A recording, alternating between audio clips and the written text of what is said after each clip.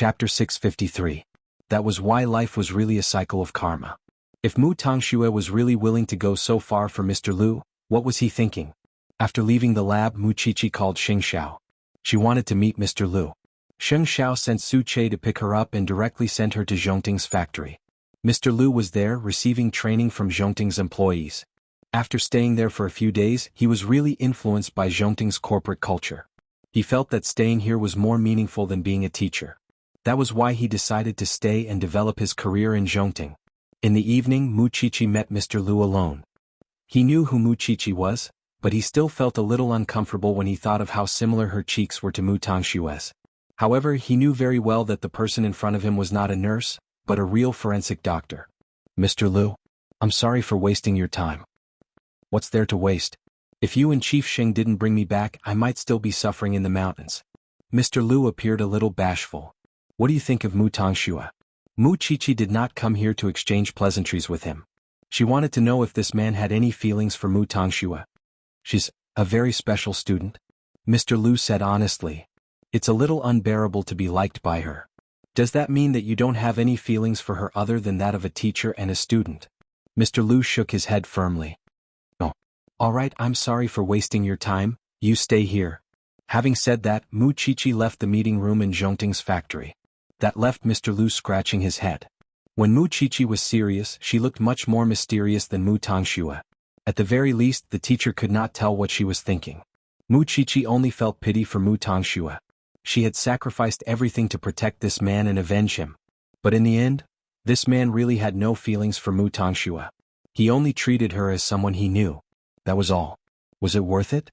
After returning to Zhongting, Mu Qiqi fell into Xing Xiao's arms in silence. Seeing that she was upset, Xing Xiao did not ask what happened.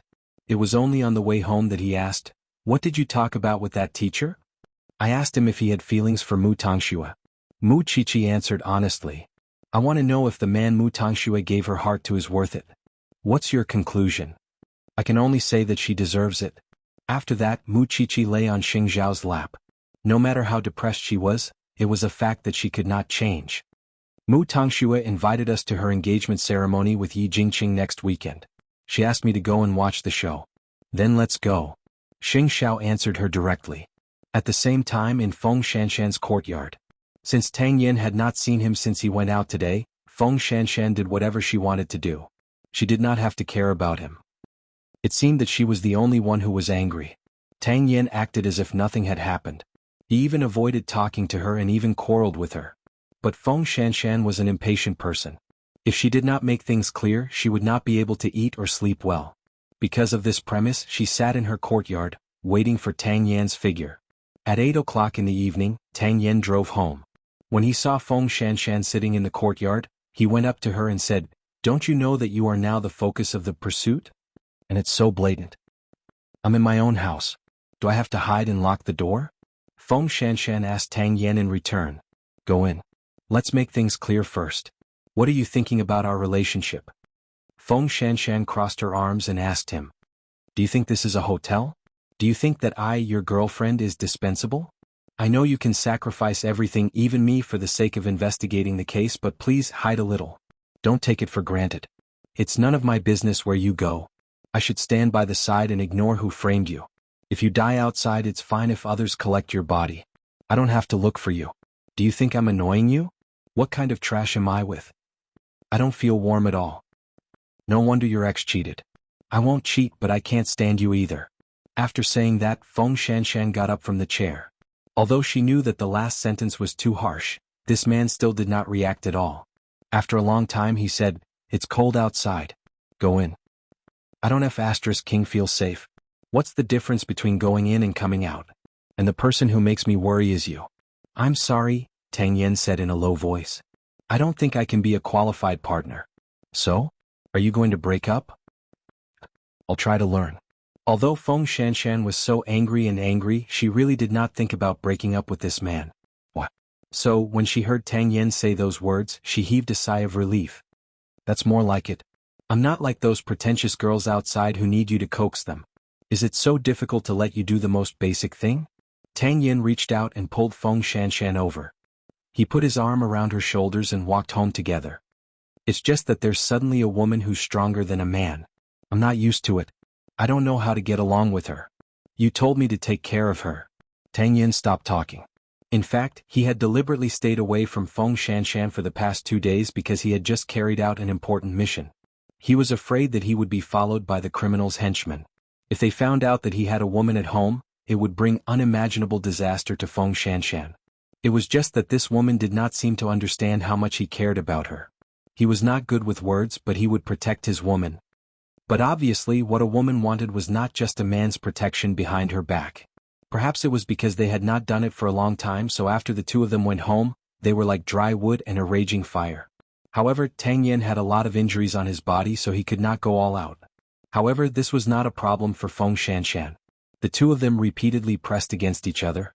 In the end, Feng Shanshan wrote on his body, "Let me do it." Of course, Tang Yin would not refuse at this time. Chapter 654. Mu Qiqi's guess was right. Huang Yao's fake diamonds had a more serious follow-up. Early in the morning, another Huang Yao customer brought a reporter to Huang Yao's counter. Just like the rich lady before, she also bought a fake one. If there was only one case, it might not prove that someone deliberately framed Huang Yao.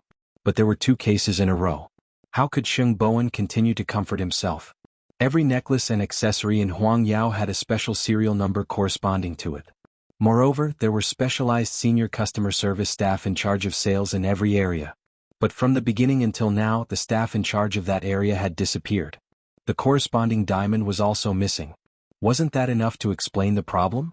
Sheng Bowen called the police late last night. Before dawn, an emergency board meeting was held and an emergency plan was launched. Now Huang Yao's jewelry sales were completely stopped.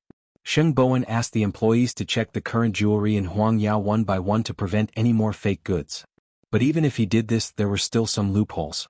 Sheng Bowen had already sent people to look for the customer that the missing employee was in charge of and sincerely recovered the jewelry. However, he was not willing to buy some people at all, especially this rich young lady in front of him. Of course, this was her personal choice. The staff of Huang Yao tried to communicate with her, but found that it was useless. She did not really want to solve the problem. She just wanted to expose the fake jewelry in Huang Yao. She was angry. She felt that Huang Yao had hurt her interests as a VVIP member of Huang Yao. She was embarrassed wearing fake jewelry when she went out.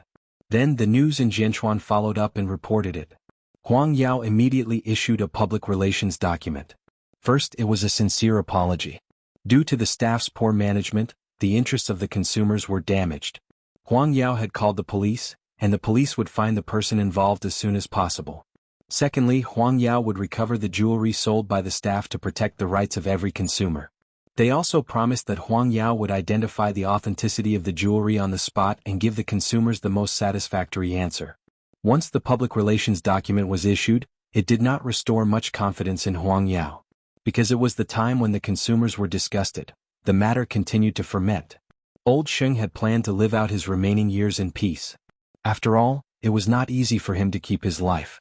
But now that the news about Huang Yao had blown up, he would not be old Sheng if he pretended that nothing had happened. So he called Sheng Bowen home. "Third brother, what's going on?" Old Master Sheng pointed at the news on the television and asked, "Wasn't it fine 2 days ago?" "Grandpa, I'm sorry. I'm useless." Sheng Bowen said helplessly, "I can't be like 8th brother and kill all problems in the cradle. I've seen your public relations work. There's nothing you missed out on. You've done everything you should." Old Master Sheng sighed. "I just want to know if this matter has anything to do with Sheng Kai." Sheng Bowen lowered his head and did not look at the old man. After a while, he replied, "The matter is still under investigation. We can't be sure yet. I know that you're worried about my health." Old Master Sheng waved his hand. "It's my fault that I didn't get rid of this evil creature. Now that he has made a comeback and wants to stir up trouble, you're the only one who can bear it." After saying that, Old Master Sheng turned around and supported himself on the chair. Sheng Bowen was worried about his health, so he quickly went forward to support him. "Grandpa, I will do my best to protect Huang Yao. Although I'm not as smart as 8th brother, as long as I'm the CEO of Huang Yao, I will treat Huang Yao as my own life." Old Master Sheng shook his head and patted him on the shoulder. "Just do your best." Now he was no longer obsessed with these things. However, Sheng Bowen still felt that he had a great responsibility. So, after meeting Old Master Sheng, he returned to Huang Yao. But when the secretary saw him, she said awkwardly, CO, there's another distinguished guest. Sheng Bowen knew very well that they were probably here for the shares in Xing Kai's hands. These people were taking advantage of the situation. He did not know how much they would lower the price. So okay. Make tea and bring it to the conference room. After the incident at Huangyao broke out, Mu Qiqi also paid close attention to it. If the troublemaker's rich wife yesterday was just a test subject, then this rich young lady today should be a new breed that the other party had improved and was more aggressive. The divorce between Hu Ran and Sheng Bowen was already a blow to him. Now that Huang Yao was being targeted like this, Mu Qiqi could not imagine how difficult her brother's life would be. It was especially so for old Master Sheng, who had just returned home. He valued Huang Yao the most. Now that such a thing happened to Huang Yao, she did not know if he would be provoked and return to the hospital again. Feng Shanshan saw that she was not paying attention, so she asked her, "Do you want to go back and help? There's nothing much to do in the station these few days. You don't need to waste your time here." "How can I help? I've heard about the VVIP night of Huang Yao that you planned. Although you're really annoying, you're really smart. Moreover, you're a forensic doctor after all. You'll definitely be able to detect problems better than the average person. Maybe you can really find something when you go back and take a look." Mu Qiqi shook her head. "I don't know about jewelry, but you've seen a lot of schemes." But Xing Xiao said that this time he would let Xing Bowen grow alone. So, even if she wanted to help, she felt that her man was right. "And what identity should I go with?" Mu Qiqi rolled her eyes. When she was about to go back to the lab, a senior came to her and told her that someone was looking for her. Mu Qiqi thought that it was Mu Tongxue again and did not want to see her.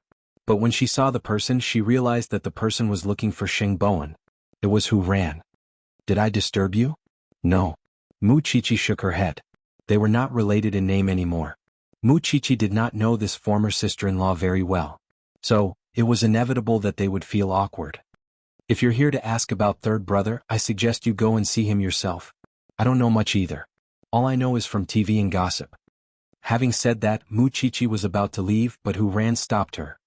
"I never thought that I would leave him at this critical moment. I didn't expect things to turn out like this." Chapter 655. Since you left so decisively, don't pretend to be affectionate to tease him. He's already in a bad situation. You know, third brother is easily soft-hearted. This was Mu Qiqi's last advice to Hu Ran. And Hu Ran could tell from Mu Qiqi's words that she hated her. Because Mu Qiqi was a very direct person. If she liked someone, she liked them. She hated them, she hated them. Since she accepted her as her third sister-in-law because of Xing Bowen, she could also hate her because of Xing Bowen. She was the one who wanted to leave, and now she was the one who pretended to care. Although Mu Qiqi did not want to comment on other people's feelings, she knew that she should not give up easily. If she wanted to give up, she should do it directly. In fact, Hu Ran did not know why she had become such a disgusting person. Xing Bowen probably thought the same about her.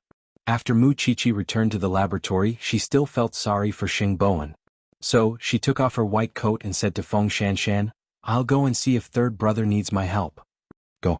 I think you should be able to help a lot." Mu Qiqi left the branch office. On the way she called Xing Xiao. Xing Xiao knew that this little one could not help but not care about him. It would be fine if it was someone else, but she cared about Xing Bowen as a real brother. Don't interfere with things that you shouldn't interfere with. You have to know your limits. Also, you'd better go and help, not cause trouble. "You underestimate me." Mu Qiqi snorted. "I'll talk to you in detail when I get home tonight." After that, Mu Qiqi hung up. At this time, Xing Xiao asked Su Che about Xing Kai's recent news. If it was really Xing Kai this time, he would definitely make Xing Kai fall into eternal damnation. An hour later, Mu Qiqi arrived at Huang Yao. Now, the entrance was surrounded by reporters.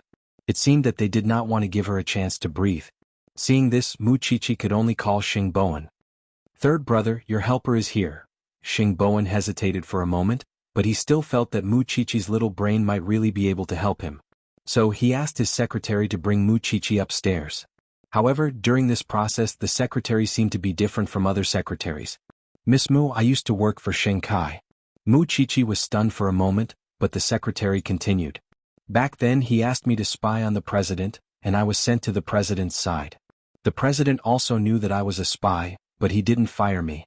Instead, he still gave me an important task. He is a very kind person. That's why I feel terrible seeing him suffer like this. I hope that Miss Mu can help him. I know that you're very outstanding." Mu Qiqi's heart skipped a beat when she heard that. She did not expect third brother's secretary to have such a background. She had never heard him mention it before. I hope so. I can help him. Soon the two of them arrived at the CEO's office. When Sheng Bowen saw Muchichi, he forced a smile. Eighth brother asked you to help me? Didn't he say that he wouldn't care about such things? Don't listen to him. What does he mean by not interfering with your growth? I think that person must have done more behind the scenes. It's just that we don't know yet. In this world, you are probably the person who knows him the best. Muchichi saw that his desk was full of documents. She knew how troubled he was. Is there anything I can help you with now? The police are doing their best to arrest that employee. Although Huang Yao was framed, it's also because of our negligence that this happened. No matter what, I must bear this responsibility. The most troublesome thing now is how to appease the two VVIP members who bought the fake goods. It seems that they don't want to reconcile or even solve the problem. They just want to vent their anger. Before they are appeased, I can't proceed with the second step. Let me have a look at their information. Maybe I can handle it? Muchichi said. Sheng Bowen looked at Muchichi deeply and finally nodded. I'll ask my secretary to prepare it for you. What's your secretary's name? Ren Yufei. What's wrong? Muchichi looked at his back and shook her head. It's nothing. If I really get rid of these two people, how are you going to thank me? What do you want? Just tell me. Sheng Bowen knew that Muchichi did not lack anything. Whatever she wanted, eighth brother would do it for her. I'll owe you. Of course, I'm not 100% confident. I might make things worse. You have to be mentally prepared. What could be worse than this? Sheng Bowen couldn't help but sneer. Have you asked Sheng Kai about it? I'll solve my own problem first. Obviously, Sheng Bowen had a deep understanding of his situation. It also meant that he was actually a down-to-earth man, although he might not be as smart as Xing Xiao. Muchichi did not mention Sheng Kai again. She felt that Sheng Kai's name was not worthy to be mentioned in front of third brother. Soon, Secretary Ren gave Muchichi the information of the two VVIP members. Muchichi seized the time and acted immediately. As a matter of fact, old Xing really wanted to do something for Huang Yao, even if it was something insignificant. However, he knew that he shouldn't trouble third brother with his current situation. Moreover, he believed that eighth brother would support Huang Yao from behind, which was why he forced himself to let go of his worries for Huang Yao and Sheng Bowen. However, his anxiety was relieved when he heard that Muchichi would go over to help. Indeed, one could only see the truth in adversity. At a time like this, we can't rely on anyone from the Sheng family. It's hard on that girl. She knows nothing about jewelry, but she is still willing to help. In fact, old Master Sheng trusted Muchichi very much. He had seen the VVIP night planned by this girl. She was very smart. Moreover, she was good at resolving conflicts. But when he thought of how he treated her in the past, he could not help but feel a little ashamed. Muchichi looked at the information of the two guests. One was a rich lady and the other was a rich young lady. Although Muchichi was not sure if they were really related to Sheng Kai. The two types of people had completely different personalities. Of course, they would solve things differently. Chapter 656. Sheng Bowen gave Secretary Ren to Muchichi because she knew the current situation of Huang Yao better. In fact, Ren Yufei really wanted to know what Muchichi was planning. Why didn't she go to the rich lady's house first? Instead, she wanted to look for this rich lady first. The two of them soon arrived at the door of the rich lady's house. Before entering, Ren Yufei asked Muchichi with some uncertainty, Miss Mu, are you really going to deal with this reporter first? She is a very difficult person to deal with. Don't think about it. Let's go in, Muchichi said meaningfully. Muchichi said meaningfully, I've seen a lot of troublesome people. I won't let you down. How can I bear to make you worry about third brother? Ren Yufei's face suddenly turned red. It seemed that Muchichi's guess was right. This secretary had slowly changed from admiration to liking Sheng Bowen. Miss Mu, please don't make such a joke. After all, the president is also a man with a family. I don't want him to be misunderstood. That was true. At present, the outside world still did not know the news of Sheng Bowen and Hu Rant's divorce.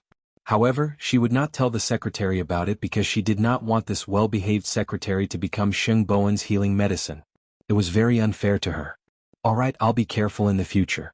You can go and ring the doorbell. Ren Yufei nodded and went forward to ring the doorbell. Then the family servant came out to open the door and asked Muchichi who they were looking for. Ren Yufei expressed the purpose of their visit, and the servant quickly invited the two of them into the living room. However, The two of them waited in the living room for about an hour before they saw the rich lady get up from the bed. It was winter, but she was wearing beige silk pajamas. She sat down in front of Muqiqi and Ren Yufei. "You're here for the fake diamond incident, right?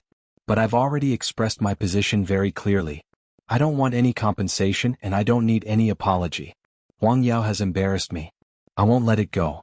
Is this logic right?" The other party glanced at the two of them and said in an impolite tone, "No matter what you want me to ask for today, I will tell you that when I'm not angry, Huang Yao will never be good." "Miss Gao, do I look like someone from Huang Yao?"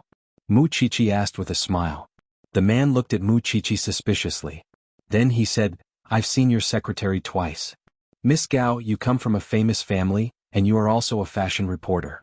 You have been involved with fashion since young, and you have a public account on all the major websites. Am I right?" "What are you trying to say?" Muqiqi smiled confidently and took out her phone from her pocket. She found the short video she had just searched for and showed it to him. "This video is quite old. It's one of Miss Gao's early works. It clearly records how Miss Gao taught everyone how to distinguish between real and fake diamonds. So, with all due respect, with Miss Gao's eyesight, it's unlikely that you can't tell if this diamond necklace is real or fake, right?" The man did not expect Muqiqi to show him the video. His expression was a little unnatural. "You said it yourself. It was years ago. She already had such a good eye for diamonds a few years ago. Could it be that after a few years Miss Gao's eye for diamonds has deteriorated? Don't you know how to distinguish between diamonds? Then aren't you lying to the public by posting these on all the public accounts?" Muqiqi looked innocent and curious. But, in fact, she was pressuring the man step by step. If Miss Gao really admitted that she bought a fake necklace, then she would be suspected of lying to the fans. In fact, it would be a bad thing for both sides. I was confused for a moment. What's so strange about that? Miss Gao, I also believe that you were confused for a moment. But the fans won't believe it, right?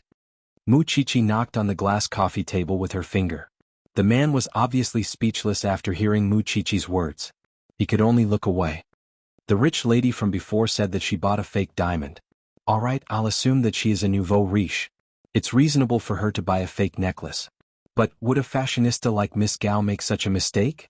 Muqiqi pressed on. The man's eyes flickered. He subconsciously clenched his fists.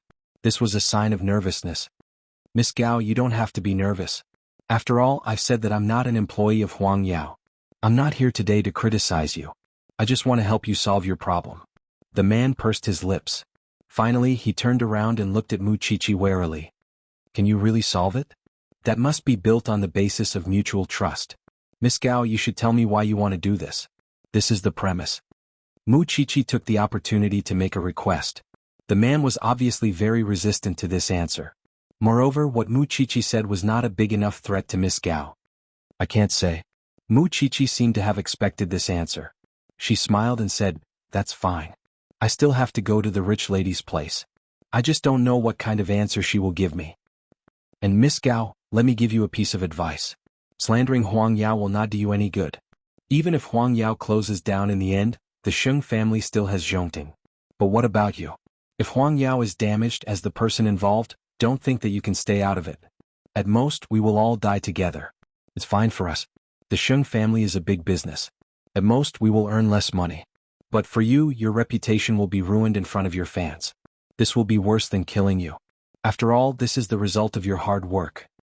So it's fine. I'm also very easygoing. I'm just here to express my stance. Since you have given me the answer, then, let's go first.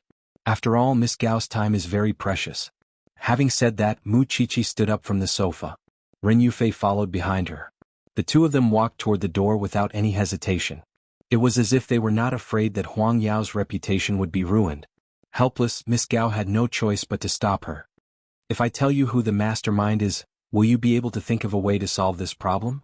I said, "You have to tell me what happened first. I don't like people negotiating with me." The other party was really helpless. In the end, she made a gesture of invitation. "Sit down first. I will tell you slowly." When Muqiqi and Ren Yufei returned to their seats, Miss Gao said, "You guessed right. When I went to buy the diamond, I already knew that the necklace was fake." Chapter 657. Who? His surname is also Sheng. He didn't let me know his full name, and that's all I know. As long as I act well, not only can I get compensation from Huang Yao, but I can also get a reward from him. Because of this temptation I agreed. Miss Gao told her everything. Because she knew very well that Mu Chichi was the one who scared people now. This girl was too smart. It's really him. Mu Chichi sneered. You can't get the money. I can only guarantee that you won't lose your reputation. But you can't do anything like leading the way anymore. I admit defeat when I meet you. The other party spread out her hands helplessly. You have your own resources and are born with a lot of ways to make money. However, the last thing you should do is harm the interests of others to achieve your own goals. Not to mention that Huang Yao is innocent, your way of doing things is unreasonable no matter where you go. Blocking people's way of making money is like killing their parents. Do you think that even if you get the money you won't be hurt? Especially as a public figure, if you don't cherish your own feathers, it's only a matter of time before you self-destruct. Think about it carefully. After hearing this, Miss Gao couldn't help but laugh at herself. I'm almost 28 years old. My knowledge and foresight can't compare to a young girl in her early 20s. I'm convinced. What do you need me to do? Mu Chichi looked at her and then whispered a plan in her ear. The whole process only took half an hour. Ren Yufei thought that she would spend the whole day with Mu Chichi. She even imagined that they would talk to each other in a low voice. However, she did not expect that Mu Chichi looked young and impatient. In fact, there was a ravine in her heart. No wonder Ren Yufei saw Mu Chichi playing with her phone all the way here. It turned out that Mu Chichi was preparing to negotiate with Miss Gao. Miss Mu, where are we going now? To that rich lady's house? Mu Chichi shook her head. There's no need. As I said, the rich lady can pretend that I don't know anything, so what we did just now won't be able to threaten her. That Miss Gao cares because she's very famous outside. This rich lady is just an accessory to her husband. She lives in seclusion. As long as Miss Gao comes out to appease the consumers, what's the big deal about the rich lady? Let's go back to Huang Yao. Ren Yufei nodded and followed behind Mu Chichi. The two of them quickly returned to Huang Yao. Sheng Bowen was even a little surprised. Has he been dealt with? More accurately, I've settled half of it. Mu Chichi smiled. Third brother, I didn't tell you about this when we went out to look for Miss Gao. Since they are already VVIP customers of Huang Yao, why can't they tell the difference between real and fake diamonds? Have you ever thought about it? Sheng Bowen pondered for a few seconds and finally understood. That Gao guy, in order to show off, made a video of him trying to distinguish diamonds. But this time she bought a fake diamond. Do you think her fans will still believe her in the future? But she doesn't want to stand out and say that I was forced to do it for money. So, I thought of a compromise. I asked her to go to the hospital as soon as possible to get a certificate to prove that there's something wrong with her eyes, so that she can't distinguish the diamonds. Then she will come out and make a statement. Only then will her public image not collapse in front of her fans. She will take this opportunity to speak up for Huang Yao. After Sheng Bowen heard this, he gave her a thumbs up. You've been with eighth brother for a long time. You've become so good at doing things. I can't help but admire you. In short, I have to thank you for this. Say thank you later. You can go with your little secretary. I'll wait for Miss Gao to come out and make a statement. Sheng Bowen patted Mu Chichi's shoulder. His heart was heavy at first, but at this moment he suddenly felt relieved. Then I'll be busy. Yufei, prepare the documents. I have a meeting soon. Mu Chichi stayed in Shen Bowen's office. She didn't go anywhere. Because she couldn't guarantee that Gao Guy would really speak up for Huang Yao. Who could say for sure what would happen in the future? Especially since the little secretary had gone with Sheng Bowen. Now, there was no one in the office to accompany her to relieve her boredom. In the meeting room of Huang Yao, the board of directors was currently discussing the issue of Sheng Kai's shares. According to the information that Shen Bowen had, Sheng Kai seemed to have decided to sell his shares to a notorious foreigner. To Sheng Kai he could do whatever he wanted now. After all, he just needed to sit at home and collect money. He was not the one who needed to worry about how to manage the company.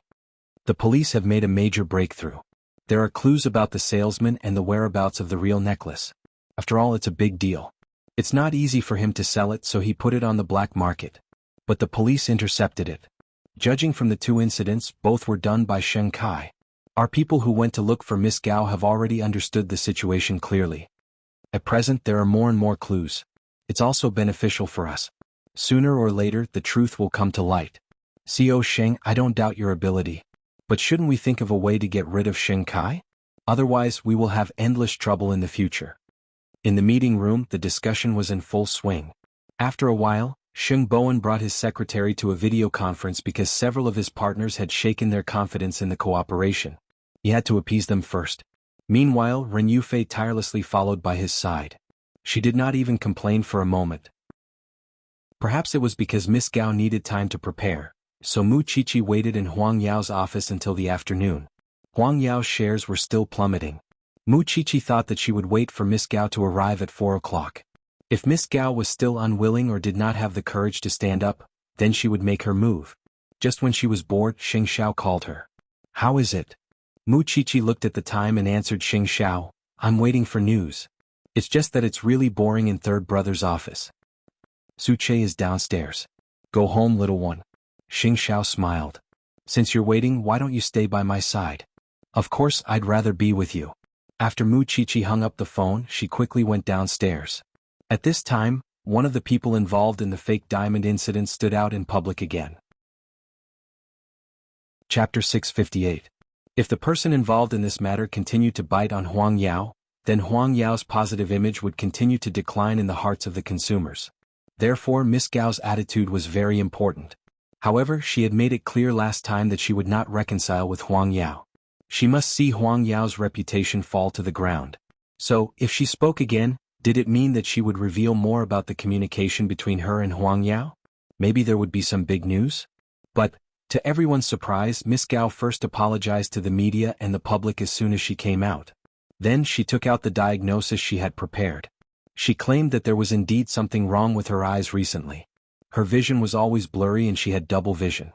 So, when she chose the diamonds, she might have done it under the condition of poor eyesight. She did not do a good job of distinguishing the diamonds, so she was also responsible. Secondly, under such a premise, she also came to the conclusion that this matter was a problem with the internal employees of Huang Yao from beginning to end.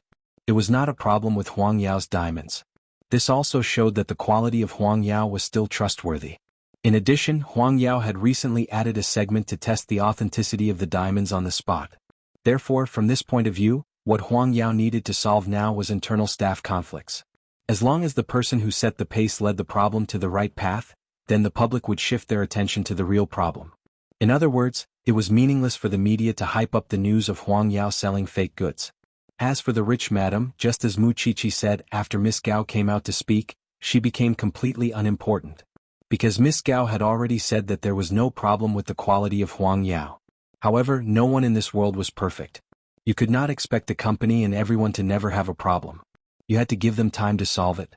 And Huang Yao was also actively responding, and the police were also trying their best to arrest the suspect. Therefore, Miss Gao felt that she should not use her popularity to cause negative damage to Huang Yao. With such a change in direction, the people of Huang Yao immediately heaved a sigh of relief. Even if there was no way to immediately eliminate the negative impact, it was equivalent to releasing all the pressure on them. "Mississippi Mu, you are really capable and smart." This was Ren Yufei's feeling after following behind Mu Qiqi for a long time. Maybe it's because of her keen senses as a forensic doctor that she can easily see things that we can't. When we went to the Gao family, I really thought that we would have to kneel and apologize to each other. After Xing Bowen heard this, he smiled. Xiao Qi has reached out her hand and achieved the desired effect. It's time for us to work hard and complete our mission. After that, Xing Bowen looked at his watch. Let's go. We're running out of time. When the police bring him back, we should go and meet Shen Kai. From the bottom of his heart, Xing Bowen admitted that Mu Qiqi had helped him a lot this time. Perhaps, his eighth brother and his wife were his benefactors in this life. At the same time, he learned a little about Mu Qiqi's meticulousness. At the very least, he would be more confident in dealing with such emergencies in the future. Mu Qiqi was very satisfied when she saw Miss Gao's statement on TV. At least, she had accurately conveyed what she wanted that woman to say to the public. At least the huge mountain that was pressing down on Huang Yao's head was finally gone. Third brother should be able to relax now, said Mu Qiqi as she leaned against Sheng Zhao's desk. Well done, Sheng Zhao praised without looking up. You know how to use the available clues to counterattack. Didn't I learn it from you? Mu Qiqi walked around the desk and sat on Sheng Zhao's lap. I've been subtly influenced by you. You grasped the key point and broke it in one blow. But you haven't done it thoroughly enough. Sheng Zhao looked at her and said, You only managed to save your life. You're considered qualified. But you haven't learned the most important thing, counterattack. Have you forgotten that there's a saying? You'll get yourself into trouble? Mu Qiqi suddenly realized that Xing Xiao was reminding her not to forget the person who ignited the fire. Once the crisis of Huang Yao was resolved, it would be the time for others to suffer. So, that night, there was a new development in the case of Huang Yao selling fake diamonds. Someone had been bribed and instigated. It was said that this person had a deep grudge against the Sheng family before, and this move was to take revenge. Moreover, Sheng Kai had been planning to sell his shares in Huang Yao recently. So, the public naturally pointed the finger at Sheng Kai as the suspect. The consortium that had originally planned to buy Sheng Kai's shares withdrew automatically when they found out that Sheng Kai had such a deep grudge against the Sheng family. After all, they did not want to be involved too much with the grudges of a wealthy family. In addition, Sheng Bowen was as calm as Mount Tai. Therefore, the internal affairs of Huang Yao were temporarily stabilized by him. This was probably because of the blessing brought about by his loyal personality. Especially in times of crisis, such people were often more likely to gain the trust of others. However, the thrilling events of the past 2 days were still very hard for Huang Yao. Sheng Bowen worked overtime at the company until late at night. When he looked up and saw the secretary behind the glass door, he could not help but feel guilty. So he stood up and walked to Ren Yufei. You can get off work long ago. You don't have to stay here. Now that Huang Yao has passed the crisis, go back and rest or go on a date with your boyfriend. Ren Yufei saw Sheng Bowen's tall figure and nodded. Okay, then I'll go home first. This little girl was really affectionate and loyal. She had done her best for Huang Yao. The fake diamond incident was like a storm for Huang Yao. It came and went quickly. After Sheng Bowen settled the matter of Huang Yao and returned home, he told Old Master Sheng about Mu Qiqi's contributions. When Old Master Sheng heard about it, he sighed repeatedly. How good would it be if this girl didn't become a forensic doctor and helped manage Huang Yao? Grandpa, all right, I know that her ambition is not here and I won't force her. However, it was indeed because of that girl's wit that Huang Yao was able to get through the crisis so quickly this time. Treat her to a meal some other day and thank her for me. After hearing Old Master Sheng's words, Sheng Bowen laughed. After this old man was sick, he was indeed very different from before. He was also willing to understand others. Chapter 659. I don't want to think about this for the time being. I just got divorced so I haven't forgotten about her yet, Sheng Bowen replied. Although there was no passionate love between him and Hu Ran, they had been husband and wife for so long. He really couldn't turn around and find another woman. Up to you. After saying that, the old man returned to his room. Then Sheng Bowen called Xing Xiao. Want to have a drink with Xiao Qi? Sure, Xing Xiao said. Then I'll choose a place and send you the address. Xing Xiao was silent for a moment and did not respond. It was as if he was talking to the woman beside him. After about 10 seconds he asked Sheng Bowen, the little one said to bring Secretary Ren along. How am I going to look for her? She has her own life. Don't worry, she's single. It won't be inconvenient. Sheng Xiao followed Mu Qiqi's words and hung up without waiting for Sheng Bowen's reply. Sheng Bowen's eyes widened. Wasn't it strange for him to call the secretary in the middle of the night and ask her out for a meal? He thought that as a superior he was going to sleep with the secretary.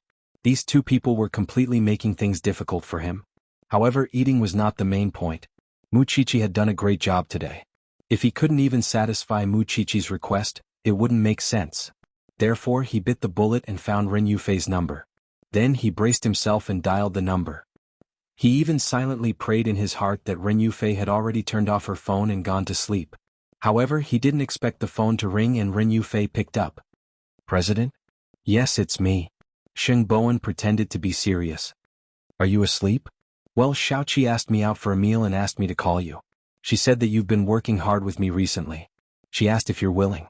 Okay, tell me the address. Ren Yufei trusted Sheng Bowen very much. Since Mu Qiqi was there, the situation shouldn't be awkward. See you later then. He didn't know what Xiaoqi was up to. She had to see Secretary Ren in the middle of the night. Was she very familiar with her? No matter what, Sheng Bowen didn't have any other thoughts. After greeting Old Master Sheng, he went straight out. On Xing Zhao's side, Mu Qiqi was overjoyed. I can totally imagine Third Brother's embarrassed look when he called Secretary Ren. Do you think they have a chance? Sheng Xiao looked at Mu Qiqi helplessly. This thing had been getting into all sorts of matches lately. I can see that Secretary Ren likes Third Brother. She admires him from the bottom of her heart. So, I think they really have a chance. Third Brother doesn't like people like Hu Ran, who are ordinary and have no experience. Secretary Ren has always been with him in his career, supporting each other. He shouldn't be able to resist this type of person, right? Unable to retort, Xing Xiao could only shake his head. Soon the two of them arrived at the agreed place. However, what was surprising was that Xing Bowen had not arrived yet. He even let Secretary Ren sit alone in her seat and wait. Chief Sheng, Miss Mu. Since you're not in the company, don't be so restrained. Mu Qiqi sat down beside Ren Yufei. This girl was really beautiful. No wonder Xing Kai had chosen her to seduce Xing Bowen. But our identities are different. Before the three of them could chat for a while, Xing Bowen finally arrived at the hotel. When he saw that Ren Yufei had also arrived, he seemed a little more reserved. Oh, have you ordered? You guys drink your wine. I felt that I had a good impression of Secretary Ren, so I chatted for a while. Mu Qiqi took the initiative to ease the awkwardness between them. Don't be so stiff. After your CEO comes out, he's just an ordinary man. He also needs to eat, drink, and go to the bathroom. You were the one who called him out. Of course, you have to be responsible for taking care of him. Xing Bowen threw the responsibility away. Mu Qiqi did not take it. In any case, she had plenty of ways to deal with this loyal dog. Secretary Ren, you should be a little older than me. I'll call you Sister Yufei. Miss Mu, I'm afraid that's not a good idea. You're single now, right? In the future, come out often and see your CEO's rotten life after work. Xing Bowen drank a glass of red wine and relaxed a little. He did not take Mu Qiqi's bait. Who cares about you? Seeing this, Secretary Ren also laughed.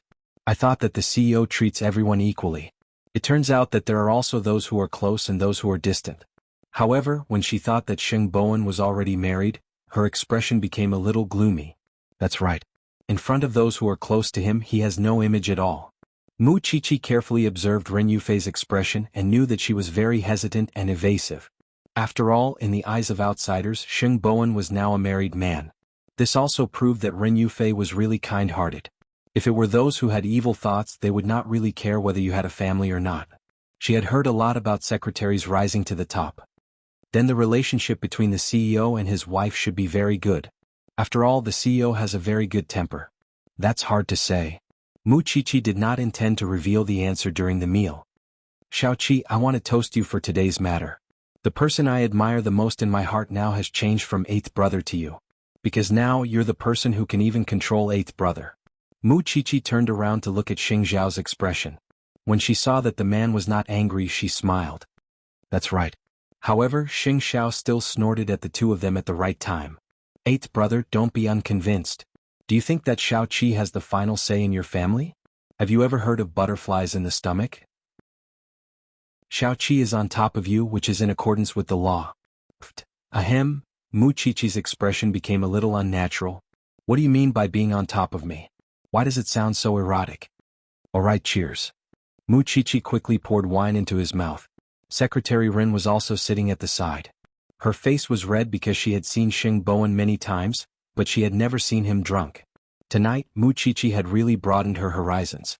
Actually, did Mu Qiqi care about this meal?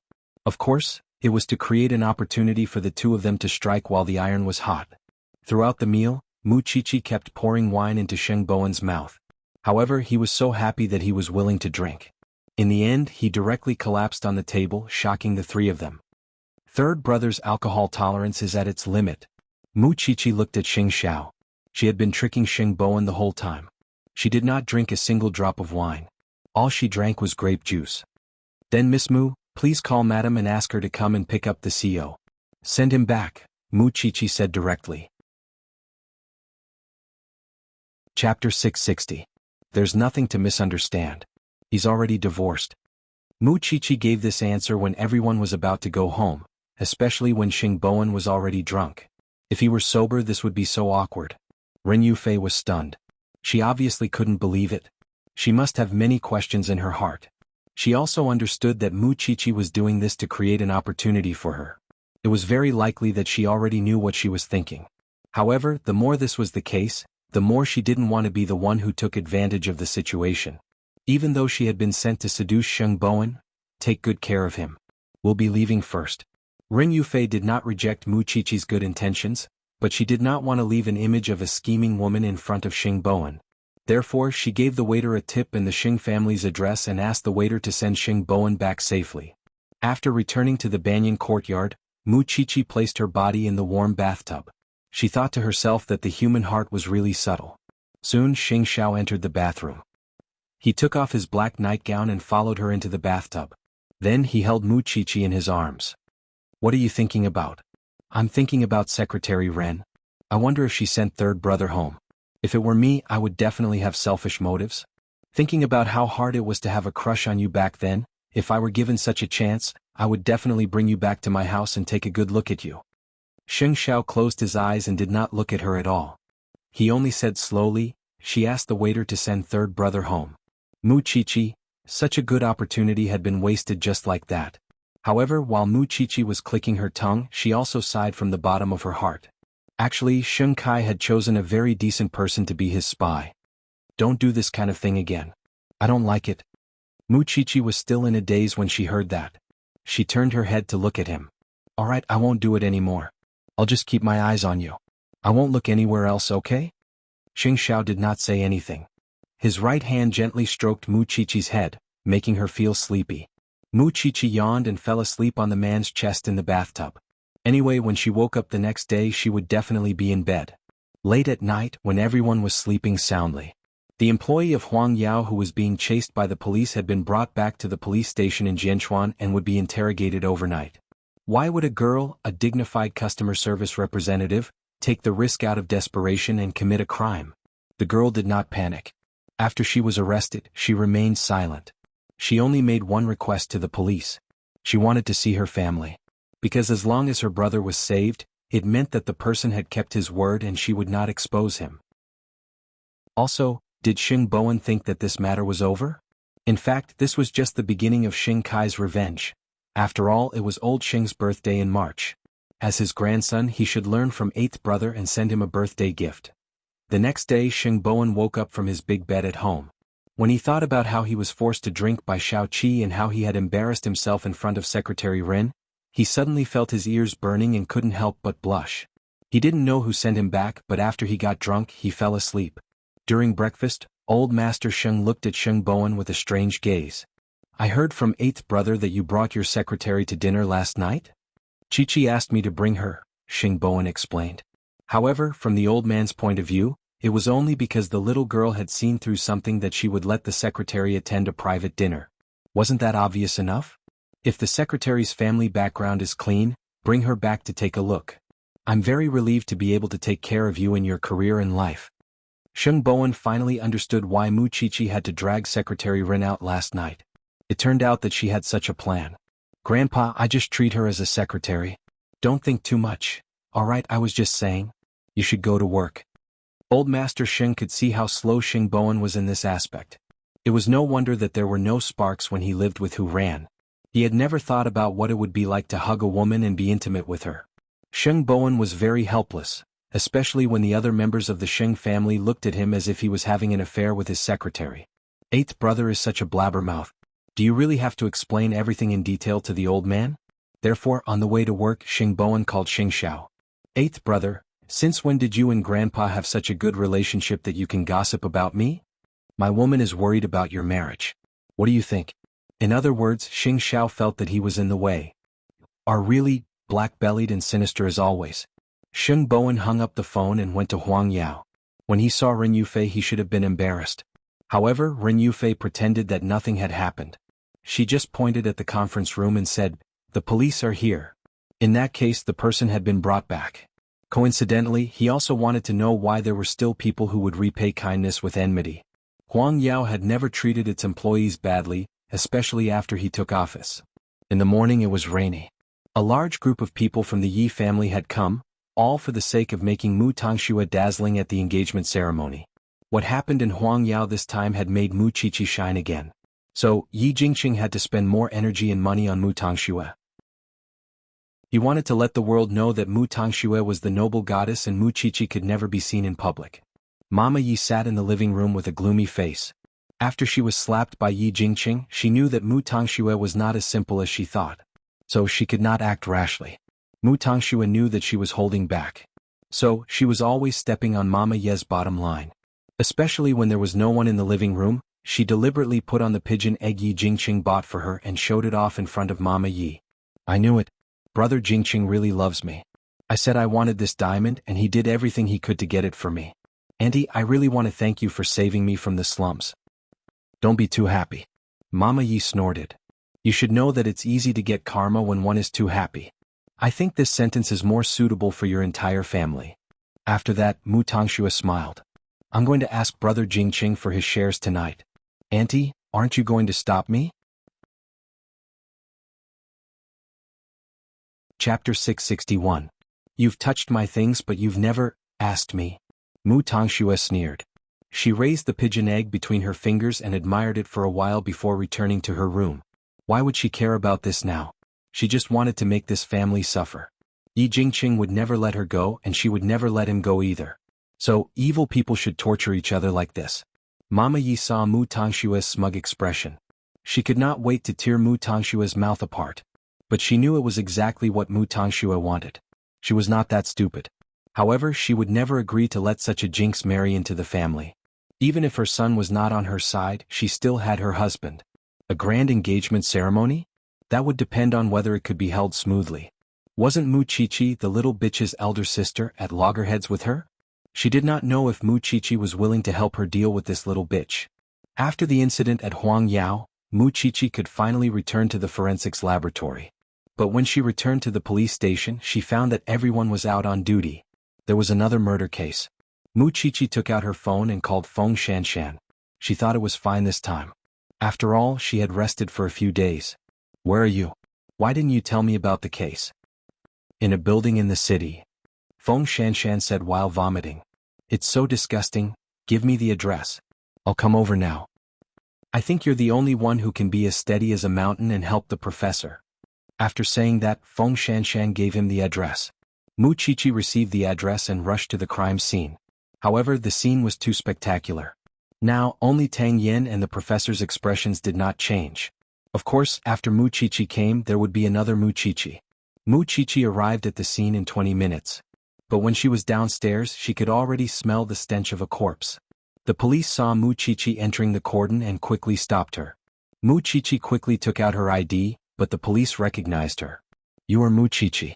Go in. Was she already so famous? Mu Qiqi shook her head and went straight to the 6th floor. She saw a group of people covering their noses at the door, and there were several lumps of filth at their feet.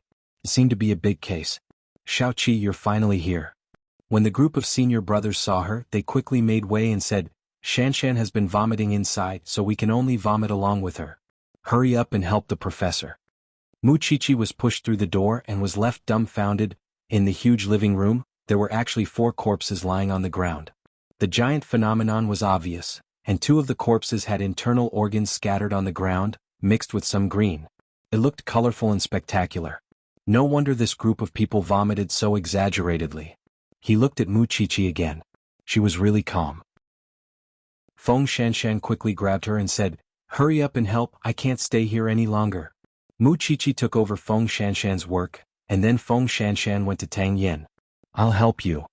The deceased is a male between 18 to 20 years old and between 1.6 to 1.65 meters tall. The time of death is estimated to be about 15 days ago. There are no obvious injuries on the body, and according to the secretions in the nasal cavity and mouth, the cause of death is poisoning. As for the specific type of poison, we need to go through detailed tests and further dissection. This one should be a disembowelment, and the murder weapon is a very sharp dagger. It directly pierced the victim's abdomen from the left side, and then left a wound that is about 15 centimeters long on the right side. The process of examining the corpses this time was extremely difficult, because each of the 4 people died in a different way. Even though they looked so young. The 6 forensic doctors spent almost an hour sorting out the things at the first scene. At the door, the police were questioning the informant. Officer, I am the landlord of this house and I rented it to one of the children. But he is already 18 years old and he is working outside to earn his living expenses. This child looks quite honest.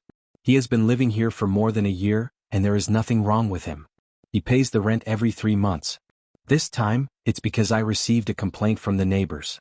They said that there are always some strange insects climbing in front of my house, and the house is getting more and more smelly. I had no choice but to get someone to unlock the door, but I didn't expect to see such a scene. Officer, don't you think I'm wronged? Who would dare to rent this place in the future? Mu Chichi and the others were helpless when they heard the landlord's words. After all, he was really innocent. After the forensic doctors finished their work, they returned to the police station.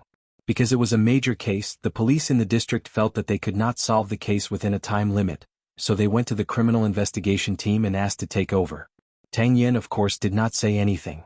After all, as long as it was a case, he did not care about whether it was serious or not. The group of people rushed back to the police station. There were 4 dead bodies. This time it was really enough to make the forensic doctors busy. But at this time Mama Yi actually came to the police station. Chichi, someone is looking for you. Mu Chichi had just placed the bodies on the dissection table with the professor. When she was about to start working, she heard that someone was looking for her. She immediately took off her gloves and sterile clothes and went to the hall of the police station. Who is it? That lady? Mu Chichi looked in the direction where her senior was pointing and saw Mama Yi with a face full of disdain. That's true. A lady from a wealthy family would definitely get lice if she lowered herself to this kind of place. Madam Yi, are you looking for me? When Mama Yi saw Mu Chichi approaching, she quickly covered her nose. You have a very strong smell. I'm dissecting. Of course I smell. Madam Yi came to me without telling me. I don't have time to take a shower and change my clothes, Mu Chichi said coldly and put her hands in her clothes. Do you want to tell me? Mama Yi was also convinced by this pair of sisters. The elder sister did not want to be a rich lady, but had to do this dirty, smelly and dirty job that dealt with corpses. What about the younger sister? She had the heart of a snake and a scorpion. Every day she would bewitch other people's sons to achieve her own goals. They were really a pair of weirdos. Mu Chichi knew that Mama Ye's visit would not be a good thing. The biggest possibility was that Mu Tongxue and Yi Jingqing were going to hold their engagement ceremony a few days later. It was useless to oppose Mu Tongxue. So they wanted her, Mu Tongxue's enemy, to join them. However, these people probably thought that it was easier to find the police station and meet her. She really needed to greet her seniors in the future. Chapter 662. Mama Yi took out a tissue in disgust and covered her mouth. Then she took a few steps away from Mu Chichi and said, I know you don't get along with your sister. She has caused you so much trouble. You should want her to live a life worse than death. Now this little bitch is getting engaged to my son. She might live a better life than you in the future. Are you really convinced? I came here today to ask if you are willing to work with me to get your sister out of the country. Let her leave our sight and never disgust us again. Mu Chichi looked up at Mama Yi seriously. You used to be on good terms with the Mu family and treated Mu Tongxue as your daughter-in-law.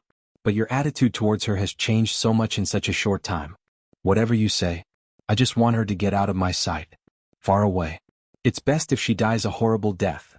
Recalling Mama Ye's love for Mu Tongxue and the adjectives she used on Mu Tongxue today, Mu Chichi thought that this world was really realistic and ironic. First of all, she can't be more famous than me. Because the Yi family is just a small family. You can barely make it into the top 100 in Zhenchuan. Just because you have the right to talk to me doesn't mean that we are on the same level.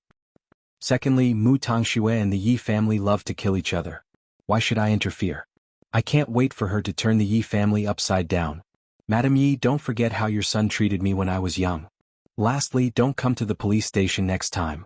This is a place to punish evil, not a vegetable market. I'm not someone you can see whenever you want. Don't you know who I am?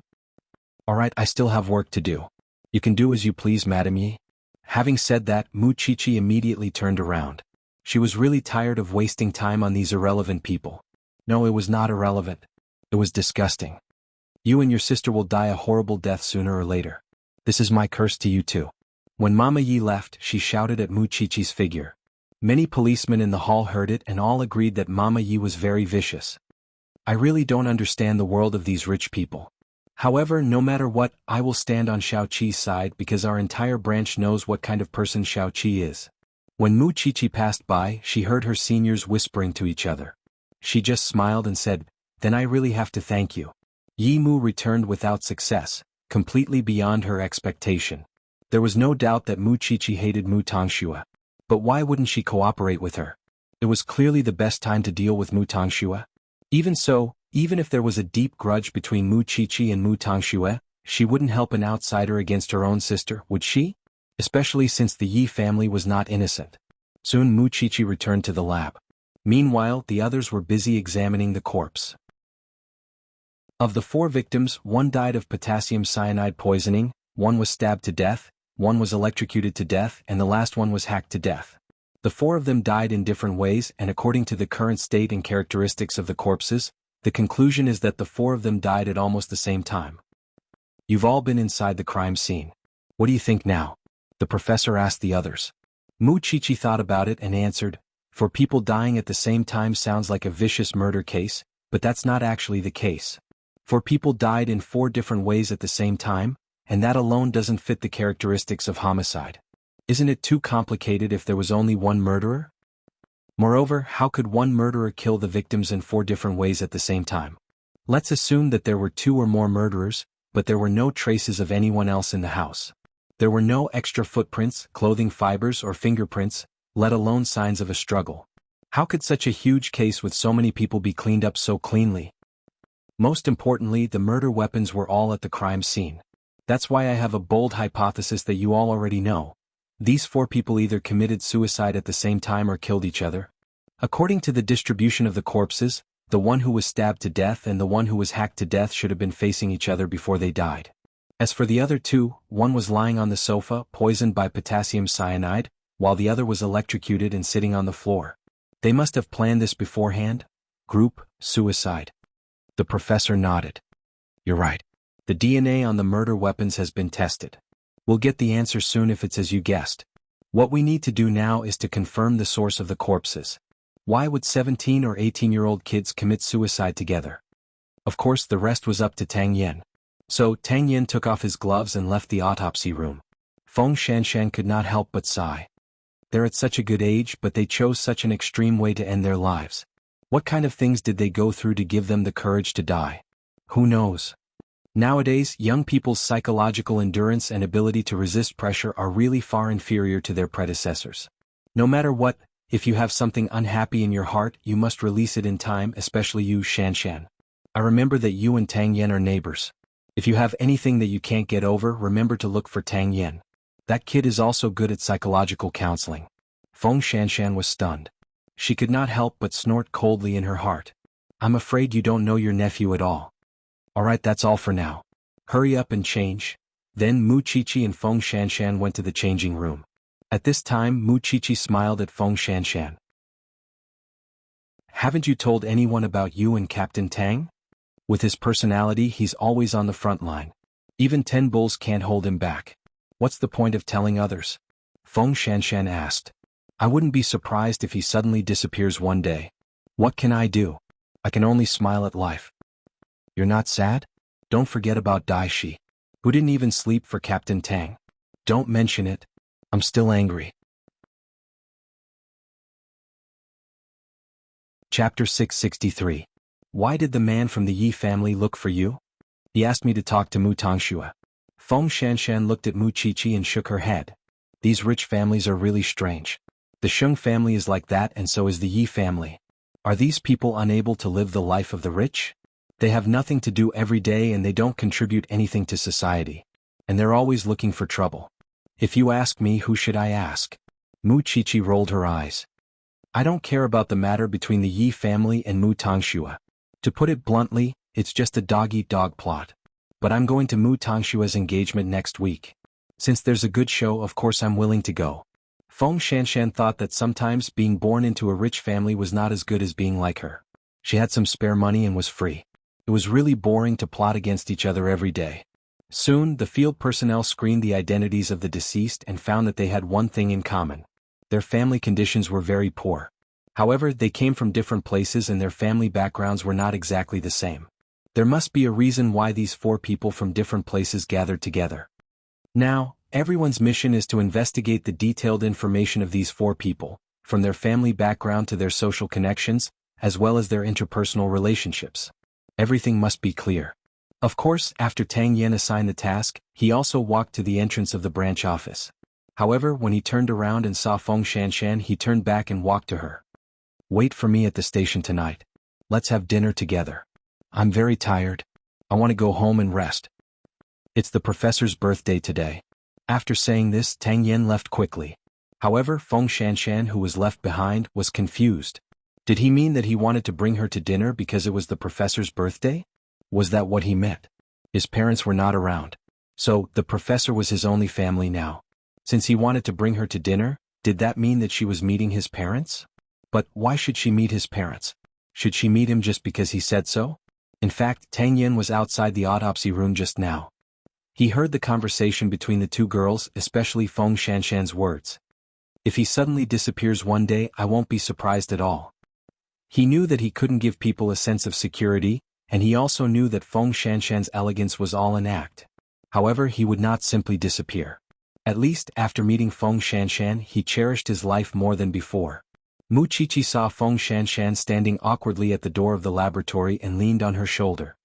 Since he's taking you to meet his parents, it means that Captain Tang is very serious about you. What are you still worried about? I just feel that it's too sudden. This doesn't match Tang Yan's style of doing things. It makes me very uneasy. Most importantly, although the two of them slept together, she did not know Tang Yan at all. Everything she knew about him came from piecing together all sorts of information. Especially from the professor. She didn't even know him, but she wanted to meet his parents? She couldn't do it. Looking at you, you don't seem too willing? Feng Shanshan didn't say anything. She was really unwilling. At least, before Tang Yen told her about the past, she didn't want to be fixed. Therefore, when Tang Yen returned to the police station in the evening, he did not see Feng Shanshan. What are you looking for? The professor saw his outstanding expression and quickly asked. Where's Feng Shanshan? This girl is tired. She went home, the professor said. According to the usual practice, shouldn't you have dinner with me tonight? I want to have dinner with you, but now there's one less person. Let's go to my house. I know Aunt is still abroad and can't accompany you for your birthday. Okay, wait for me to change. Actually, the professor really wanted to persuade Tang Yen to move out of this graveyard because he didn't want his ex-girlfriend's matter to affect Tang Yan's life. However, when the off-road vehicle arrived at the entrance of the courtyard, the professor was surprised. Your place? My place has been sealed now. It's just a studio now, but I rarely go in. Then where do you live? Tang Yen pointed at the light next door. There was a garden in the courtyard, and there were reclining chairs on the lawn. The professor followed behind Tang Yen in confusion. He took out the key and opened the door. Then everyone was stunned at the same time. In the living room, Feng Shanshan was sitting on the sofa eating snacks. In fact, her brain was still stuck. You guys, we're living together, Tang Yen explained to the professor. Then he turned to Feng Shanshan and said, Shanshan, make some tea. Feng Shanshan was stunned for a moment and quickly gave up her seat. She didn't expect Tang Yen to bring the professor to his house when she ran away from the police station. Speaking of which, she was really angry. Did she agree to it? When did this happen? The professor still couldn't suppress his surprised expression. It's been a while. I just didn't tell you, Tang Yen said directly. No wonder she was so nervous when you were injured. She wanted to help you teach Dai Shi a lesson when you were sent to the front line. The professor suddenly understood. You two kids usually don't say anything. Since you're together, then so be it. Why can't you talk about it? This is a good thing. It's not convenient in the police station. We still have to do business. Feng Shanshan listened to their conversation. She made some tea in the kitchen and brought it to them. Oh, I know it's the professor's birthday today. Sit down first. I'll make a few dishes. You can talk while you eat. I didn't know that you're good at cooking, little girl. The professor laughed. I just know some home-cooked dishes. Feng Shanshan quickly left after saying that. Since you're already with the little girl, you should let go of the things that happened in the past. You don't have to work so hard in everything. If you get hurt like last time, who would be able to bear it? This little girl is also alone. She has no one to rely on. Don't let her worry about you every day when she just got a lover. Uncle, I'm going to get married, Tang Yen suddenly said. The professor was stunned because Tang Yen had had girlfriends before. The last one was even unforgettable. However, he had never told him so formally that he had plans to get married. When she's of age. It looks like you're tempted. That's good. The professor thought about it and his eyes turned red. If your father was still alive, he would be so happy to know that you're finally getting married. Chapter 664. If you really have the determination to protect her, don't be like before, risking your life for the sake of investigating cases. Make more friends and don't be so lonely. With your ability, if it weren't for your quiet personality, you wouldn't have been a mere captain a long time ago, and you wouldn't be a third-level superintendent. Tang Yen, remember, Protecting the country is a responsibility, and protecting the family is also a responsibility. If you can't even protect your wife, how can the people of the country put their lives in your hands? Think about it yourself. While Feng Shanshan was cooking, the uncle and nephew chatted in the living room. Soon, Feng Shanshan brought the food to the table. They're all very home-cooked dishes. Don't mind them, Professor. I'm lucky to be able to eat the dishes cooked by my niece-in-law. I thought I would never see this kid have a girlfriend again in my life. The professor picked up his chopsticks happily and tasted every dish. Feng Shanshan looked at Tang Yen and did not say anything. After the professor left, she would settle the score. Looks like I'll have to come here more often in the future. The professor ate very happily. He stayed in Feng Shanshan and Tang Yan's house until late at night before leaving in satisfaction. This was probably the happiest birthday he had in recent years because he finally had an answer to Tang Yan's father. However, the moment the professor left, Feng Shanshan started to make things difficult for Tang Yan. Did you get my permission to bring the professor back just like that? I thought you would be very happy with our relationship. Feng Shanshan crossed her arms and turned to look at Tang Yan. Which eye of yours sees that I'm happy? Tang Yan did not say anything. He turned around and was about to return to the bedroom. However, Feng Shanshan felt a sense of guilt, as if she had bullied her little wife. So she stopped Tang Yan. When are you going to tell me about your past? I don't mind that you have countless girlfriends. I just want to know what you've been through in the past. I don't want to be forced to accept it when things happen. Tang Yen, you're willing to let me see the professor, but you're not willing to tell me about your past. Tang Yen looked up and stared into Feng Shanshan's eyes. He sighed. Sit down. When Feng Shanshan heard that Tang Yen seemed to have compromised, she quickly went around to the sofa and sat down. Let me say this first. If you feel uncomfortable after listening to me, you can't break up with me. Tang Yen also sat on the sofa. He placed his hands on his thighs and interlaced his fingers. I've been living alone since I was 10, so I became very antisocial and liked to get into fights.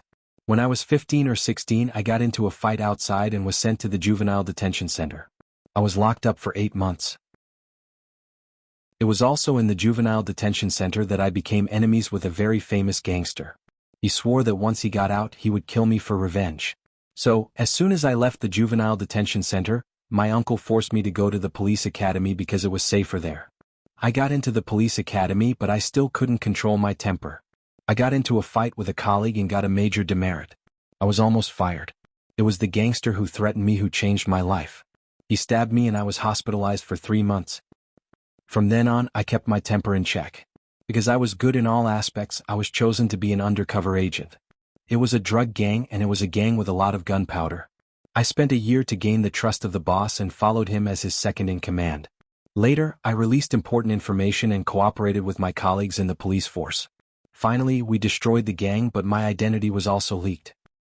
In the first few years, my enemies were hunting me. I hid everywhere and often went to the front line to help with some important cases. It was only when my enemies were caught one after another that I finally had peace. But perhaps it's because I'm used to this uniform, this job, and I've seen the great good and the great evil in the world. That's why I'm on the front lines.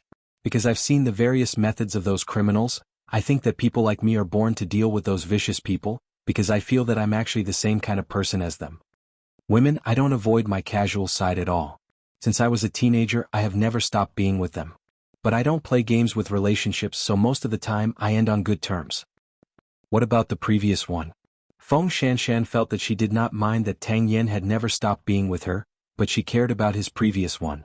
Because in her subconscious, she felt that this previous one was the person who had the greatest influence on Tang Yen.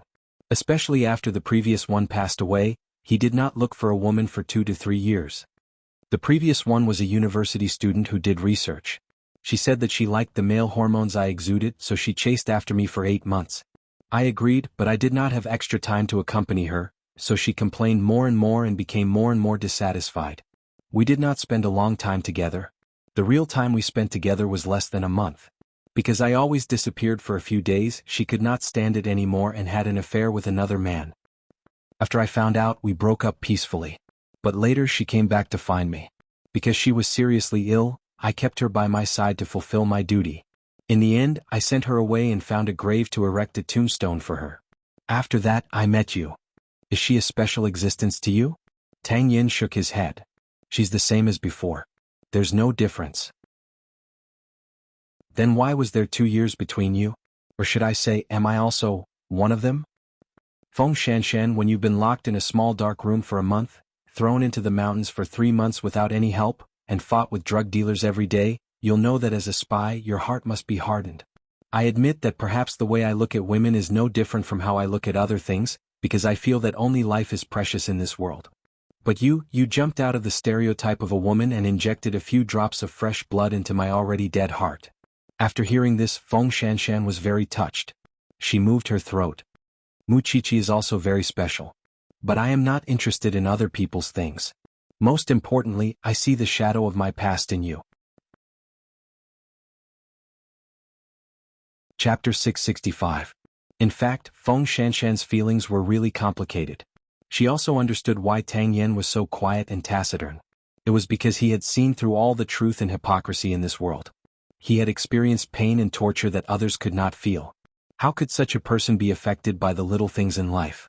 To him, solving cases was the only value in living. But it was also because of this that Feng Shanshan was extremely obsessed with him. This man was a hero in her heart. She had an indescribable sense of worship for him, although she had never said it out loud. However, Tang Yen had already shown her his past. What about herself? Should she continue to hide the fact that she had hid a child for that scumbag?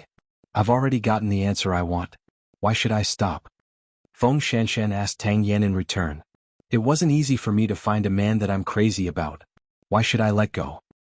It's just that there are some things that I want to tell you in advance. After all, I don't want those things to be dug out in the future and stabbed into each other's hearts. If you mind, then I don't mind, Tang Yen answered directly. Do you know what I'm going to say? I know. Tang Yen summarized it with 3 words and placed his gaze on Feng Shanshan's abdomen. His meaning was self-evident. Feng Shanshan was stunned. She did not expect him to even know this. Do you really not mind, or are you pretending? Do you still want to talk about it in the future? After hearing Feng Shanshan's words, Tang Yen took off his shirt and revealed the scars on his body. Do you think I care about my body that much? Feng Shanshan did not say anything. After a long while she smiled and said, then let's get along like this. I don't ask for a romantic life. I just want you to be alive. I don't need you to take care of me. I just want you to be by my side. You do your job as a criminal police officer, and I'll do my job as a forensic doctor. There's only one thing. If we can have a child in the future, I hope that you can be by my side when I give birth. Do you understand? Tang Yen did not just understand. Long-term training had made his hearing very good. However, if he used words to answer at this moment, it would seem a little too shallow. So, Tang Yen carried Feng Shanshan from the sofa and walked quickly to the bedroom. Once he made up his mind, he would not change it. Even if he died, he would not let go. The next day, the mass suicide of the 4 youths attracted a lot of attention from the outside world, and all kinds of discussions followed. Some said that they had been brainwashed, some said that they had encountered evil spirits, and there were all kinds of rumors in the streets. The police were currently conducting an investigation, but the chief requested that the case be closed as a suicide as soon as possible. After all, they could not make the public panic. Since it wasn't a homicide, there was no need for the Special Investigation Unit to take action. The police in the district could handle it. Tang Yen was ordered to hand over the case, and he had to obey the order.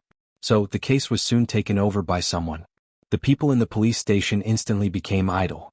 Although everyone wanted to know why these young people would make such an extreme choice, it was impossible for them to do so. He had never thought that there would be a follow-up to this matter.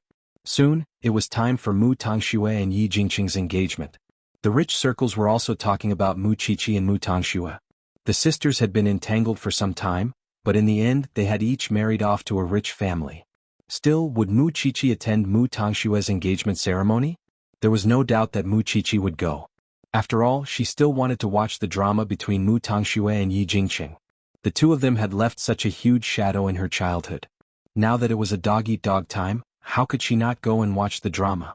However, Mu Qiqi knew very well that the reason Mu Tangxue took such a dangerous step was to take revenge for Mr. Lu. But even if the news of her engagement was spread everywhere, Mr. Lu would not show any concern for her. That morning, Mu Qiqi got up to take care of herself. She saw the man behind her putting on his shirt. She immediately walked over and helped him tidy his shirt. Is Mr. Lu getting used to zhongting? I think so, Xing Xiao replied calmly. He is quite calm. He seems to be having a good time. Although you don't want to admit it, you are still feeling sorry for Mu Tangxue. Xing Xiao lifted her chin and looked into her eyes. Even if Mu Tangxue is so hateful and deserves to die. If it's someone else, I will be the same even if it's not Mu Tangxue, said Mu Qiqi. Can you come home early in the morning and pick me up? Since you are going to watch the drama, you should go to the wedding earlier. 10 o'clock sharp. Xing Xiao pinched the bridge of Mu Qiqi's nose and walked out of their bedroom. Mu Qiqi watched Xing Xiao leave. She hoped that the drama today would be more exciting than the investigation. Otherwise, it would be a waste of her precious time. It was 9 o'clock in the morning. The guests of the Yi family had started to appear on the lawn of Xingye Hotel. After all, it was the engagement day of young Master Yi and Mu Tangxue. But Yi Jingqing's parents did not come out to welcome the guests. They were still sulking at home. Yi Jingqing was wearing a blue suit. When he went downstairs, he looked at his parents. Dad, Mom, it's my engagement today. Can you give me some face? Mama Yi snorted. Papa Yi did not want to go out and embarrass himself. He waved his hand. You go alone. We won't go. How can I not go? Yi Jingqing's voice had a hint of danger. If you don't go, I will mess around with Yi Holdings. How dare you? I've given all my shares to Mu Tangxue. What do you think I won't dare to do? Yi Jingqing's parents were threatened by their own son, but they could do nothing about it. They could only say, you go first. We'll go and change our clothes. Hurry up. After that, Yi Jingqing went upstairs excitedly to fetch Mu Tangxue. Then they went downstairs together. But what about Mr. and Mrs. Yi? They were fuming. Hubby, what should we do now? We have to think of a way. It will be too late if they get engaged. Let me think, Papa Yi said. He paced back and forth in the living room anxiously. This unfilial son is not afraid of being kicked out of the board of directors. He doesn't care about us at all. I want to cut off our relationship as father and son. What about Mama Yi? She looked at the red wine bottle on the table. There was no hurry. There was still room for redemption. But to be honest, how many people would go to the engagement ceremony to give their blessings sincerely? Weren't they there to watch the drama or laugh at the joke? Chapter 666. Papa Yi and Mama Yi went to their son's engagement party in ordinary attire. Mama Yi was even dressed in a solemn black outfit. It was not an exaggeration to say that she was going to attend a funeral. There was not the slightest hint of joy on the faces of the two old men. Their faces were filled with unwillingness. How was this a wedding? It was clearly a funeral. Thinking about it, Yi Jingqing was really pitiful. In this engagement banquet, other than him, the other three people probably had their own thoughts in mind. But soon, the huge lawn of the hotel was filled with guests. What surprised Yi Jingqing even more was that Mu Qiqi and Xing Xiao really came. Xing Xiao was wearing a brown coat with a gray suit underneath.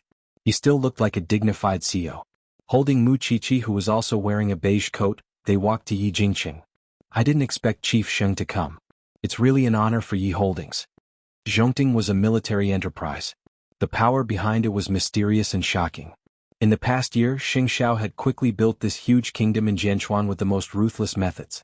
So, it was indisputable that he was the youngest tycoon in Jianchuan. Yi Jingqing thought that Xing Xiao was disdainful. At least, to Zhongting, Yi Holdings was just an egg that would break with a light touch. My wife wants to watch the show. I have to satisfy her curiosity. Xing Xiao's answer was quite wicked. There was a hint of mockery and danger in his eyes. Yi Jingqing chuckled and said calmly, Chief Sheng, please. I will let you have a feast for your eyes later. Mu Qiqi held Xing Xiao's arm and looked up at Yi Jingqing. At this moment, Yi Jingqing was beaming with joy. She wondered how Mu Tangxue would make him pay later. Let's go. Xing Xiao brought Mu Qiqi into the hotel. But Mu Qiqi thought of how he described her just now. How did I become your wife? If you are not my wife, who is? Xing Xiao smiled. It was obvious that he was in a good mood. Mu Tangxue was dressing up in the bride's lounge upstairs. It was not her turn yet, so she let the makeup artist skillfully apply makeup on her face. She was going to be the most beautiful bride for Yi Jingqing later. In the past, she had imagined countless times in her mind that if she was lucky enough to marry Mr. Lu, she would look very beautiful in this white dress. But now she was going to marry her enemy. Miss Mu, raise your head a little. We're going to wear the crown. There's no need to go through all that trouble. This is fine, Mu Tangxue said flatly. The makeup artist looked at the accessory in her hand and finally nodded. Okay, I'll put the crown away. Soon, a waiter brought warm water to the guests in the lounge and a glass for Mu Tangxue. Mu Tangxue looked at the colorless, odorless, transparent liquid, and her lips curled into a faint sneer. You guys go out first. Let me calm down for a while. All right, we'll come in and call you when the ceremony is about to begin. After they left, the lounge suddenly became quiet. Mu Tangxue sat in front of the mirror and suddenly felt that the person in the mirror was so strange that she almost couldn't recognize him. A good show was about to begin. Soon, the ceremony was about to begin. Yi Jingqing looked at his wristwatch and walked to the bride's lounge. But at this moment, Yi Jingqing suddenly heard moaning coming from the room. He frowned and opened the door to the lounge, only to find his bride, Mu Tangxue, making love on the bed with a waiter from the hotel. Mu Tangxue. Mu Tangxue suddenly woke up. She grabbed the blanket and covered her body. But the red stain on the bed made Yi Jingqing's eyes turn scarlet. The waiter was probably frightened by Yi Jingqing's anger, so he hugged his clothes and crawled away. At this time Yi Jingqing went forward and grabbed Mu Tangshue's wrist. Did you do it on purpose? Must you stab me in the heart with a dull knife? I don't know anything. I was delirious just now. I became like this after drinking that glass of warm water. Mu Tangxue tried her best to explain. I'm telling the truth. Yi Jingqing's eyes were red. He turned to look at the glass of warm water on the dresser. I'll ask someone to come in and clean it up for you. No matter what, we have to get engaged first. Yi Jingqing didn't have time to think about her. He walked out of the lounge and asked the makeup artist and the others to go in again. Not only that, he walked to the lawn with a murderous look and dragged Mama Yi to a secret place. Mother, I want to ask you a question. You must answer me truthfully. What now? Did you drug Mu Tangxue? Yi Jingqing questioned Mama Yi fiercely. Mama Yi's face flashed with unnaturalness. Although she denied it, she couldn't hide it from Yi Jingqing. You can't wait to put a green hat on your son's head, can't you? Are you crazy? Mama Yi was stunned by his shout. She slapped him. I don't agree to let that bitch in. I don't agree to it. Do you understand? Unexpectedly, Yi Jingqing went crazy and pinched Mama Yi's neck. Whether you agree or not, she is my woman. No one can change that. Let go. Let go. Murder. Murder? Yi Jingqing let go of her. At the same time, Mama Yi was very disappointed. So, the first thing she did after she stood still was to complain to her husband. When Papa Yi saw the strangulation mark on his wife's neck, he immediately walked up to the stage and shouted angrily, "Today's engagement ceremony is cancelled. The Yi family will never marry such a daughter-in-law." The guests looked at each other. Although they guessed that Mr. and Mrs. Yi would be unhappy, they didn't expect Papa Yi to be so direct. Father, it's my engagement ceremony today. You can't cancel it just because you say so. We won't stop you if you insist on getting engaged. But Yi Jingqing, let me tell you, I Yi Fengtao don't have a son like you anymore. I want to cut off our relationship as father and son. Yi Jingqing raised his chin. He was not afraid at all. This completely infuriated Mama Yi. Shameless thing. I'll pretend that I've never given birth to an unfilial son like you. You can live with that bitch till your hair turns white. After that, Mr. and Mrs. Yi wanted to leave the engagement ceremony. This caused everyone to be unable to understand. Wasn't the Yi clan's actions a little too unsightly? However, at this moment, Mu Tangxue came out of the room in a wrinkled white dress. She looked disheveled. Her makeup was all ruined. Her neck and arms were covered with marks. It was too much to imagine. Chapter 667. Mama Yi did not expect Mu Tangxue to come out like this. She quickly said, "You bitch. Aren't you afraid of offending public decency by coming out like this? Isn't it all because of you?" Mu Tangxue splashed the cup of warm water on Mama Yi's face. "You really put in a lot of effort to stop me from marrying your son. You drugged me and gave me a man. Do you think I will let your son go just because I am ashamed? No, your whole family tortured me like this. Where do you think you're going now? When I was young, your son tortured my sister and pushed her into the swimming pool. When I grew up, your son refused to marry anyone but me and kept me by his side. It's all your son's fault. Why do you have to take revenge on me?" Mu Tangxue screamed as if she had gone crazy. "Don't talk nonsense. Are you out of your mind?" Mu Tangxue walked to the center of the stage with her arms bare. Then she stood in front of Yi Jingqing. "In order to get me, you threatened me with Mr. Lu's life. I compromised. I'm willing to marry you. But why didn't you control your mother? Why did you let me suffer so much? Are the Yi family all devils? Yi Jingqing, how can I marry you after your mother made me like this? I've already asked the people at the hotel, and they found out that your mother was the one who drugged me. I, Mu Tongxue, was humiliated 1,000 times in front of the Yi family. Tongxue. Yi Jingqing's heart ached. I didn't know it would become like this. You don't know what you can't do to get me? Now the whole world knows that I had sex with another man before I got engaged to you. Are you going to keep wearing me like a broken shoe? Yi Jingqing reached out his hand. But he felt ashamed to grab Mu Tongxue. Because it was Mama Yi who did it. It was the person closest to him who did it. What I gave you is the drug that caused you to be in a coma. It's not a drug that makes you seduce men. You are debauched.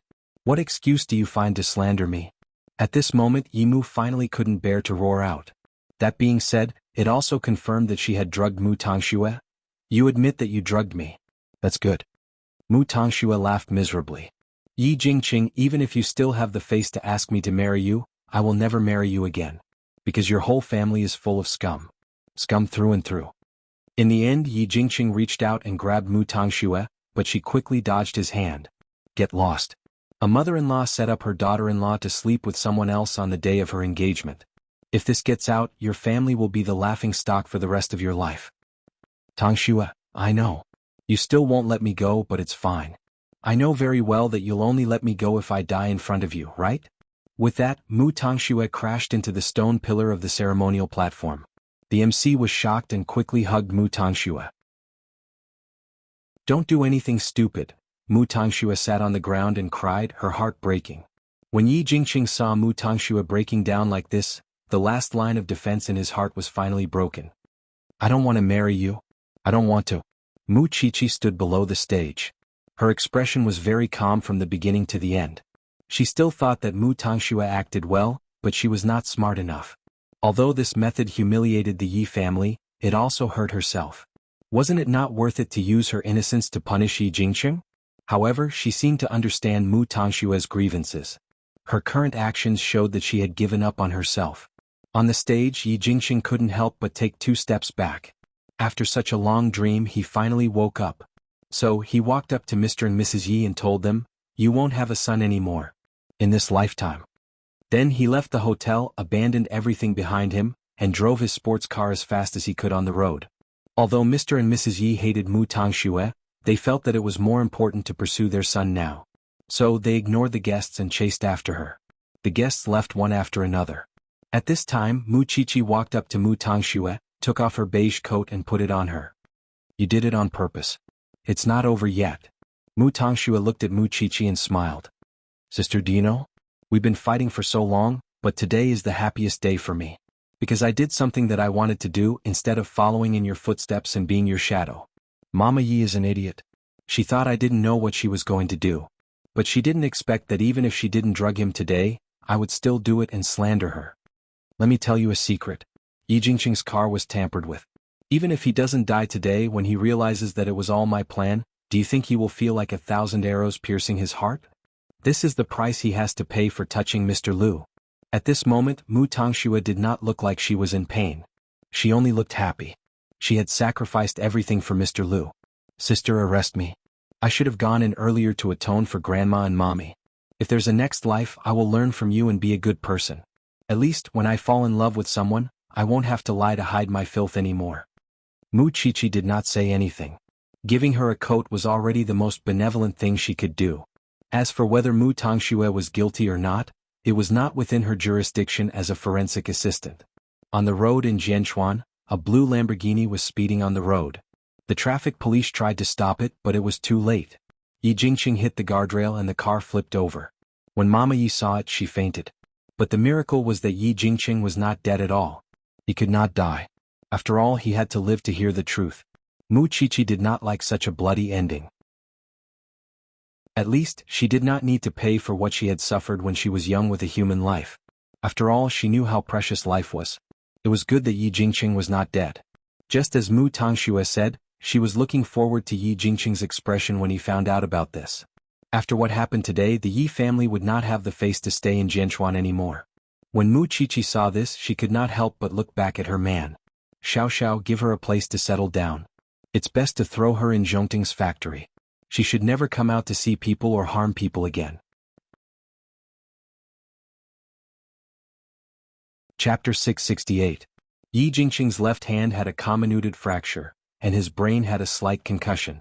In addition, he had all sorts of external injuries. If he wanted to fully recover, he would have to stay in bed for at least a month. After the surgery, Yi Jingqing woke up from his coma. When he saw his parents standing at the head of the bed, his expression was unusually cold. "Jingqing, my life."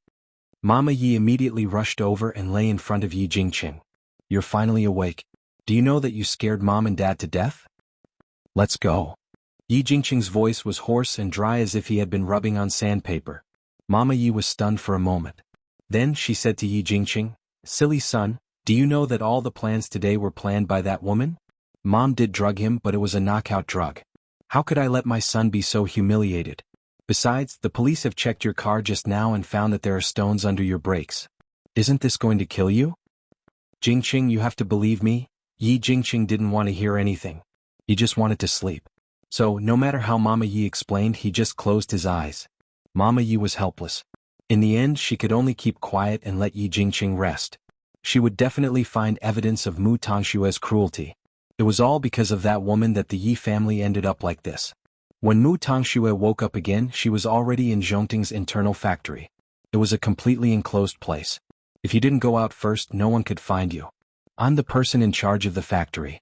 Miss Mu, you can call me Manager Gao. According to Madam's instructions, I've arranged a room and a position for you. If you're willing to stay here, your treatment will be similar to that of Zhongting's interns." "Zhongting?" Mu Tongxue murmured. "It seems that I have no other place to go except here. Don't worry. It's absolutely safe here. No one can find you unless you're willing. I didn't expect that it would be my sister who gave me a way out in the end. As long as Mr. Lu lived well and she didn't see Yi Jingqing, it would be heaven for her." After the engagement party, the whole Yi family was caught in a scandal.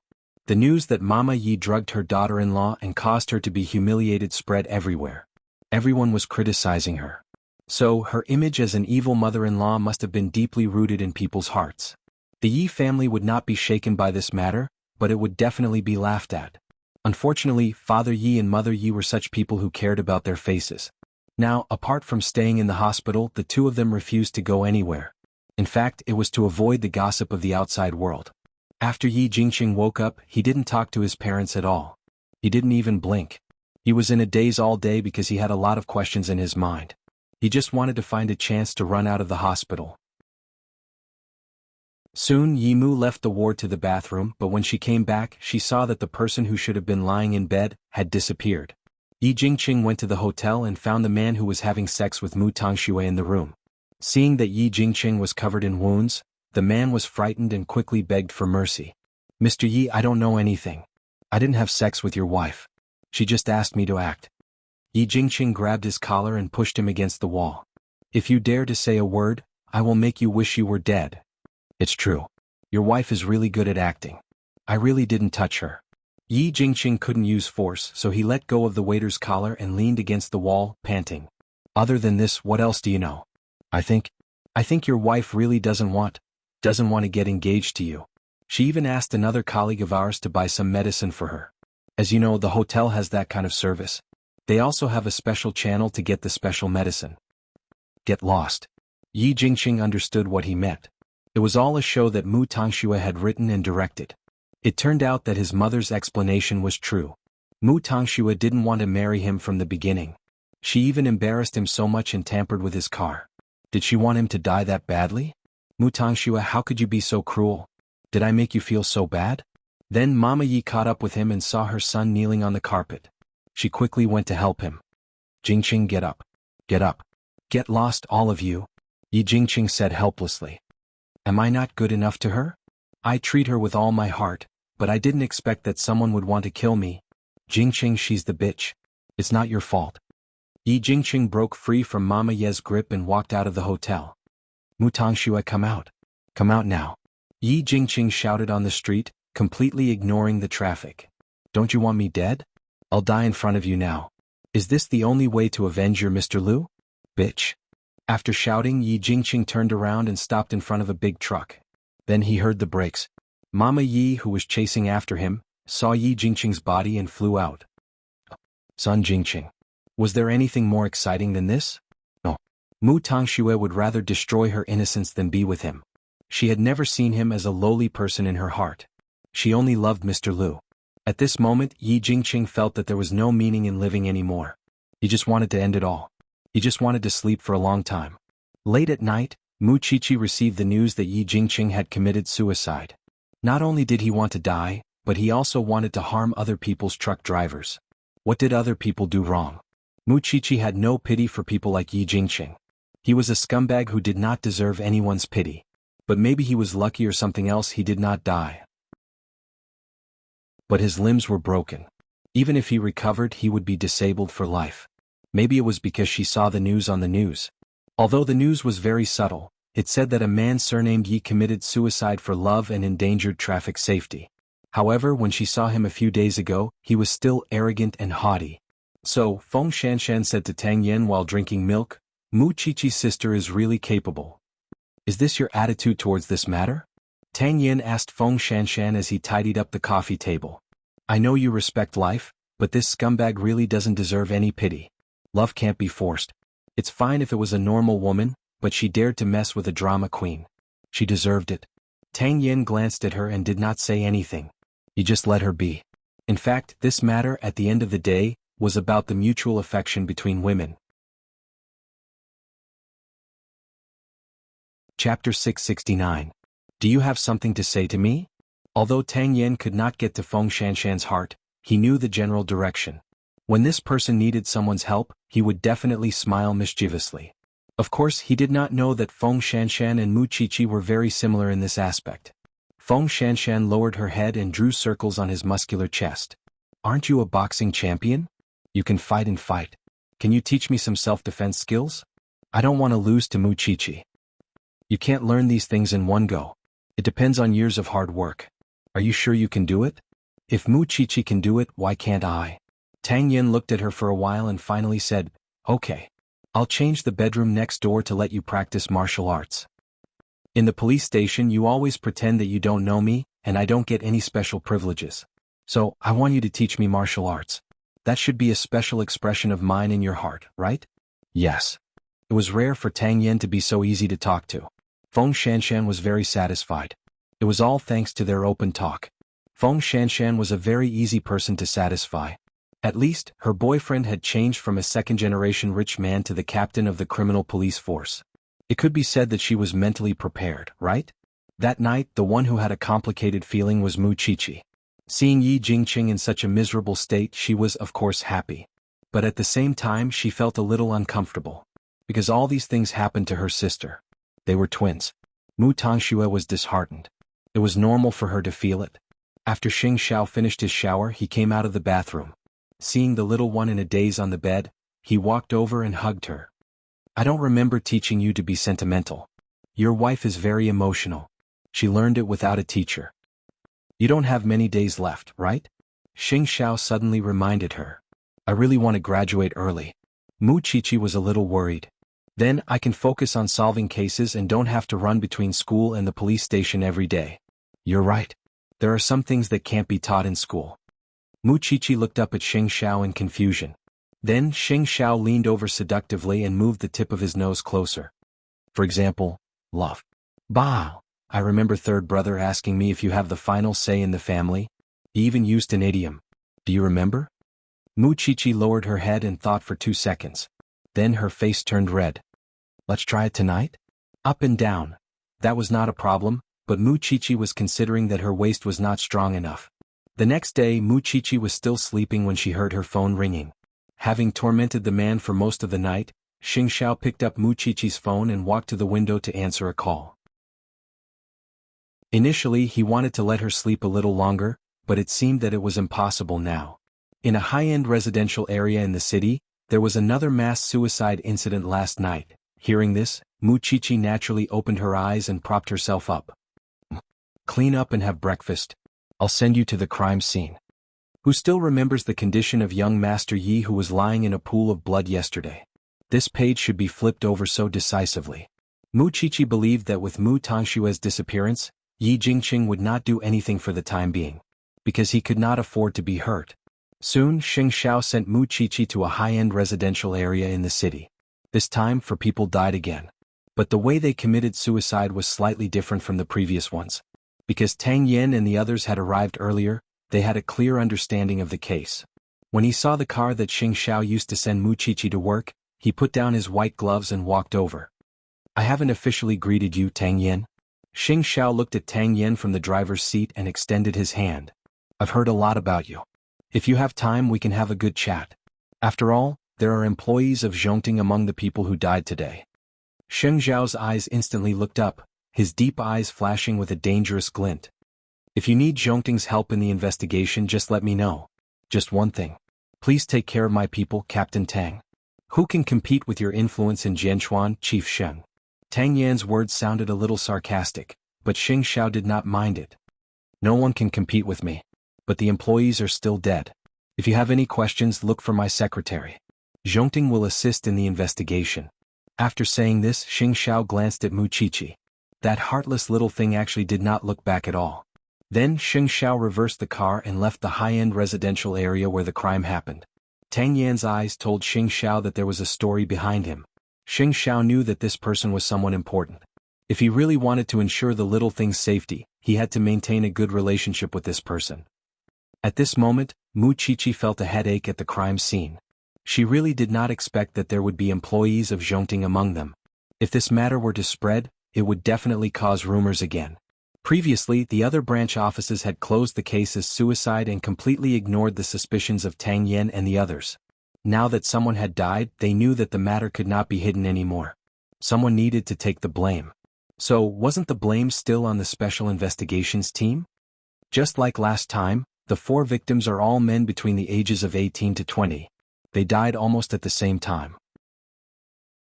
One of them had his throat cut, one took poison, and the other 2 were strangled to death while the other was stabbed to death.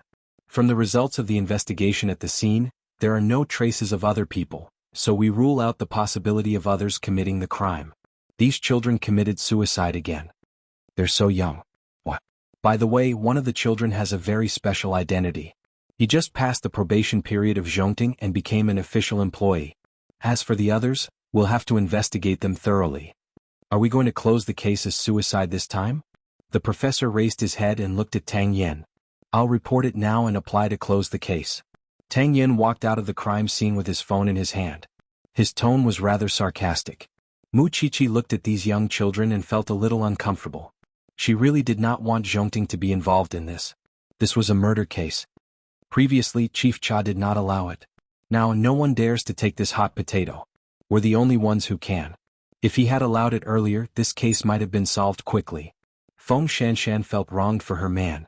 Mu Qiqi looked at her and did not say anything. "Are you worried that Zhongting will not be involved?" Mu Qiqi nodded, feeling a little uneasy. "They're just employees of Zhongting. What can that prove? Besides, how do you think Xing Xiao uses his brain? He's not someone that those people can frame. Do you have no confidence in your man?" Chapter 670. Which man doesn't hate evil? Feng Shanshan rolled her eyes at Mu Qiqi. "Don't think too much. It's fine as long as we get to the bottom of it." Mu Qiqi nodded. Thinking that she was surrounded by capable people, she was not so worried anymore. Tang Yen actually went to apply to close the case. The chief looked at him for a while and rolled his eyes at him. "You're deliberately mocking me for not letting you investigate before, right? Now there are 8 lives and the higher-ups want us to solve the case within a time limit. I didn't think it through before. I'll try to give you a few more days. Do as you see fit." Then, the chief asked the police in the previous district to transfer the information of the 4 victims to the Special Investigations team of the branch because they had to investigate the case together. Then, Tang Yen held a meeting in the police station to sort out the clues and connections. Within a month, there were 2 consecutive mass suicides. Now let's sort out the key points. They were all male, around 18 to 20 years old. Their family conditions were difficult. Due to various reasons, they all dropped out of school and worked outside. This is the similarity that can be found in these 8 people.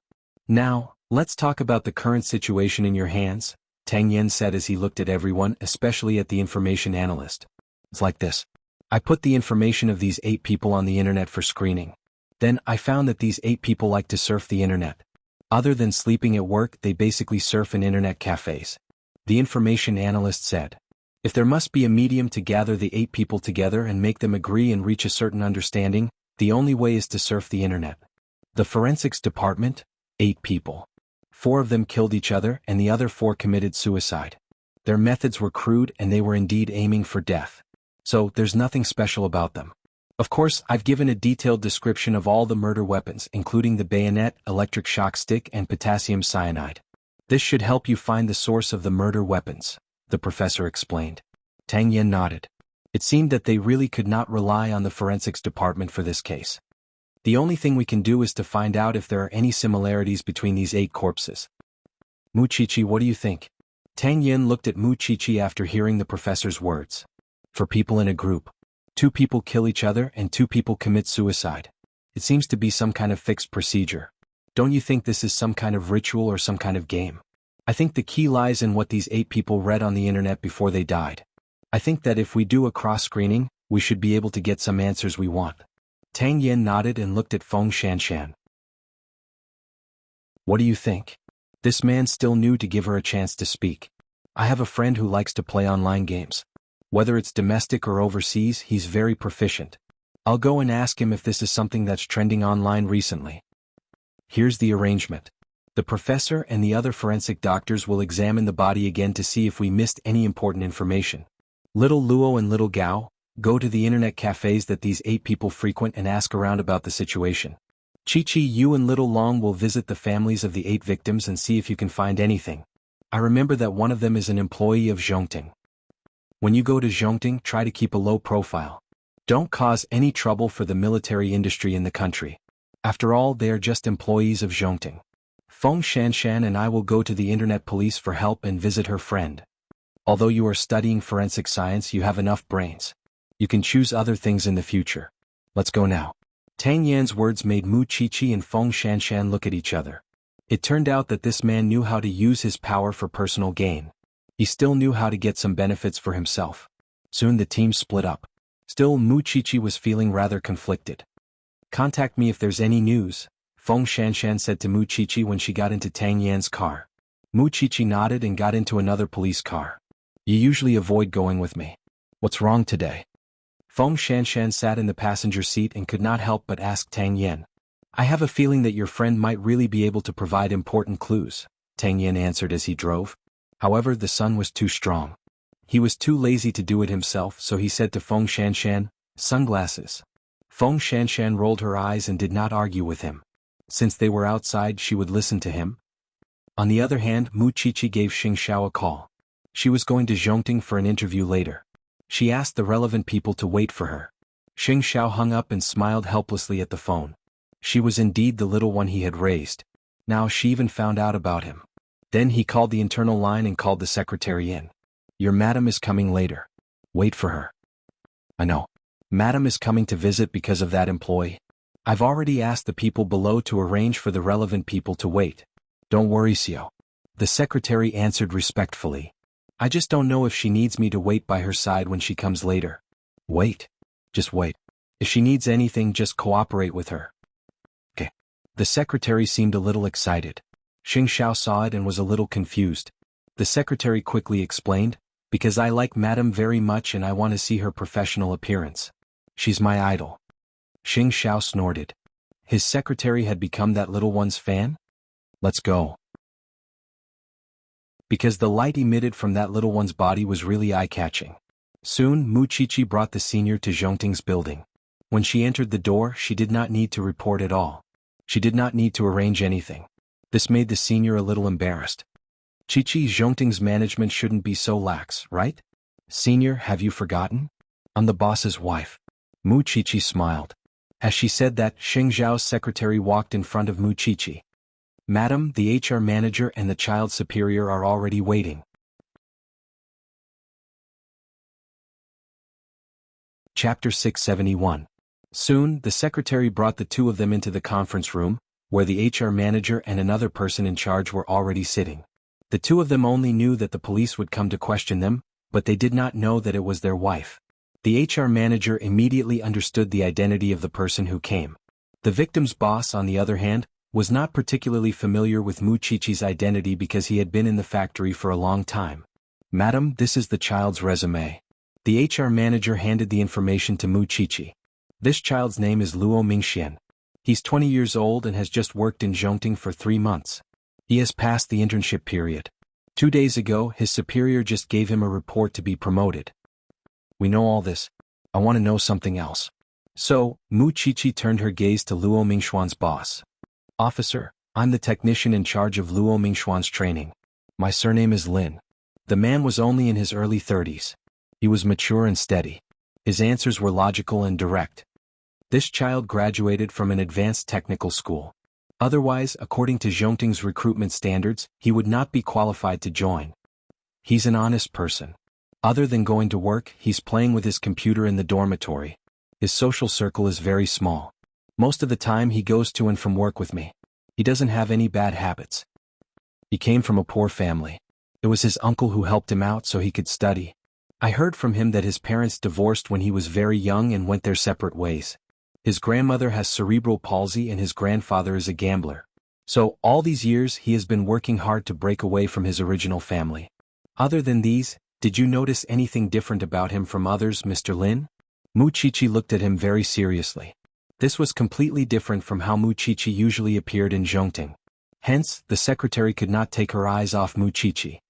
It's quite normal. He just doesn't like others touching his computer. I think it's personal privacy, so it's nothing special. He has a day off at the end of every week. Sometimes he goes out, but I don't know who he meets. Is his computer still there? Mu Qiqi asked. The night before his accident, his computer was broken, so he told me that he was going out to fix it. Early the next morning, he left and took the computer away. Mr. Lin, please inform his family. If the police have any other questions, we will come and ask them again, Mu Qiqi said to Mr. Lin. Okay, no problem. The other party nodded very cooperatively. If there's nothing else, I'll go back to the factory. With that, he stood up. Mu Qiqi caught a glimpse of his hand and furrowed her brow. So, before he left the room, she asked, Mr. Lin, you must have been working as a technician for many years, right? Yes, it's been 11 years. It's fine. I'll look for you if I need anything. Mu Qiqi did not tell him why she was asking. He waited until they were far away before asking the HR manager. Where did he work before he came to Zhongting? The HR manager thought for a moment and replied, I'm a veteran in the military enterprise. Why do you ask? What kind of technology would require the use of wrist joints? Isn't it strange to have a callus scar on that area? Mu Qiqi looked at her wrist and said. Then she turned around and asked the cute secretary, Sister, how long have you been a secretary? 8 years. Do you use the computer often? Of course, the secretary replied. Then please raise your hand. The secretary did as she was told and showed Mu Qiqi the condition of her wrist joints. 8 years of use had only caused a slight callus scar on her wrist joints. How bad would it be to have calluses like Mr. Lin's? Qiqi, what do you suspect? Senior Long asked. I suspect that he's also an old internet addict, Mu Qiqi replied. Of course, I just don't want to miss any information related to Luo Mingxian. The most important thing now is to find Luo Mingxuan's computer. Manager, can you get the video of Luo Mingxian leaving Zhongting's dormitory that day? I want to confirm if Luo Mingxian took his computer out. Yes, madam. Also, I need a list of the employees who have contact with Luo Mingxian. I hope you can prepare it for me. No problem. The manager nodded. This person is gone from Zhongting. You have to be careful of the media. The reason why the criminal investigation team brought me is because it's normal for me to appear in Zhongting. It won't attract attention. You have to do the best PR at all times. Careful. Senior Long could not help but give Mu Qiqi a thumbs up. That's why it's really a waste of talent to let you be a forensic doctor. I just felt relieved, but now I'm worried again, Mu Qiqi said meaningfully. Madam, do you want to see the CEO? He's in his office, the secretary asked attentively. Senior Long, wait for me for 10 minutes. Mu Qiqi had something to say to Xing Xiao. Go. Mu Qiqi nodded and followed the secretary. The two of them entered Xing Xiao's office through the special elevator. Are you done? Xing Xiao looked up and saw Mu Qiqi. Mu Qiqi sat on Xing Xiao's lap and sighed. I came to ask questions. I thought it was just a routine inquiry. This matter has nothing to do with Zhongting. But now I don't think it's that simple. What's the problem? The problem lies with Luo Mingxuan's superior, Mr. Lin. When I asked him about things related to Luo Mingxian, his answer was indeed watertight, and there was nothing suspicious about it. However, he did not tell me that he also likes to surf the internet, and that he is addicted to it. This deliberate avoidance makes me feel uncomfortable. I think he knows the inside story. That's why he deliberately avoided it. Xing Xiao saw Mu Qiqi's serious look and pinched her nose. Forensic Dr. Mu is really observant. Don't worry, go. I'll arrange the rest of the things you want to do. You know me well. Mu Qiqi reached out and hugged Xing Xiao. Xiao Xiao, Zhongting has just been established. I know your evaluation system is very strict. But don't ignore the impossible just because you are strict. I don't want Zhongting to be humiliated because of this. You little thing. How old are you and you already want to protect me, huh? Chapter 672. Xing Xiao lowered his head and kissed her lips for a moment. Finally he smiled. Got it? Go. Mu Qiqi left the matter of the Lin family to Xing Xiao, and left Zhongting with Brother Long. It was only then that Xing Xiao called Su Che out. Go and investigate that Lin man. Report to me immediately if you find anything. Understood. Su Che immediately took action. Xing Xiao would only feel at ease leaving such matters to Su Che. Madam seems to be worried that Zhongting will be implicated. After Mu Qiqi left, the secretary said to Xing Xiao, they probably don't want the president to get involved in this mess. Xing Xiao didn't say anything. He knew what the little one was thinking. She had placed him at the center of her heart. On the other hand, Feng Shanshan brought Tang Yin to find her friend who was good at online games. The other party was currently fighting in the club. From the looks of it, he should have some family background to be able to spend money in such a high-class place. Shanshan? The man thought he was seeing things. I haven't seen you in a long time. Are you here to see me? This is Officer Tang from the Jianchuan branch's Special Investigations team. He's here to ask you something. Feng Shanshan briefly introduced Tang Yin behind her and sat down beside the man. I'm a good citizen. I definitely didn't do anything illegal. Don't be nervous. We just want to know if there are any interesting online games on the market recently. I know you're proficient in foreign news, so I came to find you. Feng Shanshan immediately explained. Oh, then what kind of games do you want to know? As you know, there are many types of games. There are puzzle games, training games, and competitive games. Are there any types of games that require 4 people to form a team and have their characters enter the game or roleplay? Let me think about it. Are there any other details? The man with the crew cut asked. This shouldn't be called an online game, right? 2 people committed suicide, 2 people killed each other. The other party shook his head. Is there such a perverted game? I've never heard of it. It can't be a popular game right now. Otherwise I would definitely know of it. Feng Shanshan sighed and patted him on the shoulder. Alright, thank you. It's fine now. Continue playing. After saying that, Feng Shanshan got up. She thought that she could get something out of this man. But now it seemed that he had made a wasted trip. But just as they were about to leave, the man stopped her. Wait, Shanshan. I just remembered something. What is it? Recently there's a new forum called the Dark Abyss. I heard that this forum is very popular and very mysterious. It said that someone went in before and was scared out. I don't know if there's any information you're looking for, but you can give it a try. Alright, I understand. Feng Shanshan remembered this forum called the Dark Abyss. Your new boyfriend, right? Quite handsome, better than the scumbag from before. Before Feng Shanshan left, the man gave Feng Shanshan a thumbs up. Seize it. Feng Shanshan rolled her eyes at him. How could his eyes be so sharp? After that, the 2 of them left. Tang Yin immediately called the information analyst at the bureau and asked him to pay attention to the forum called the Dark Abyss. Are you familiar with this internet addict? Are you asking this as my boyfriend or as Captain Tang? Feng Shanshan deliberately frowned and asked Tang Yin, if it's Captain Tang, aren't you being too nosy? Boyfriend. High school classmate. Are you satisfied? Feng Shanshan raised her eyebrows and asked Tang Yin, can I treat Captain Tang's behavior as jealousy? Tang Yin did not say anything. He just reached out and opened the door of the SUV. Feng Shanshan followed behind and snickered. She felt a lot more comforted because she finally felt that she had some place in Tang Yan's heart. At least, if it was in the past, he would not have done such a boring thing and asked such a boring question. Several teams gathered at the bureau in the afternoon, and each of them brought back different information. There shouldn't be any big problems with Zhongting, right? Feng Shanshan asked quickly when she saw Mu Qiqi. It's hard to say. Mu Qiqi thought of Mr. Lin. However, I also feel that it might be because I've gotten used to looking at people with suspicion recently. Everyone looks like a murderer. Maybe I'm just being paranoid. Tell us later and let everyone analyze it together. Won't we know? What about your side? Do you have any clues? I know about a forum called the Dark Abyss. For the time being, I don't know if it has anything to do with these two suicide cases. Muchichi nodded. Everyone sat in the conference room of the bureau. Tang Yin had just come out of the autopsy room and was about to hold a meeting with everyone. However, at this moment, the chief brought a tall female police officer in a police uniform to everyone. I found a helper for you. This is Officer Gao.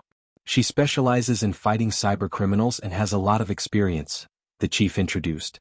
Tang Yin, you're still in charge of commanding, but you should listen to Officer Gao's opinion. She's an expert in this area. As soon as the chief finished speaking, the tall and slender Officer Gao walked up to Tang Yin and extended her hand. I've heard a lot about you. Welcome. Tang Yin was obviously just being polite. We're preparing for a meeting now. Officer Gao, will you join us? Of course. There are already 8 deaths now. It's just that. I'm a little curious. Why are there so many young girls in your special investigations team? They're forensic assistants. Do assistants have to attend meetings too? I thought they weren't official staff and didn't have the right to speak on the case. After saying that, Officer Gao deliberately looked at Muchichi. Muchichi and Feng Shanshan looked at each other and then got up from the table. You guys go ahead. We'll go to where we should be. Sit down, Tang Yin ordered. I'm still in charge here. Officer Gao's expression was obviously a little ugly. Although she had long heard of Tang Yan's straightforward personality and bad temper, she did not expect him to not give others any face. After all, they were of the same rank. These 2 children are used to following me to the field, so there's no need to send them away. Of course, Captain Tang has the final say here. The other party obviously did not intend to continue to push Tang Yan's buttons. However, Feng Shanshan was already obviously unhappy.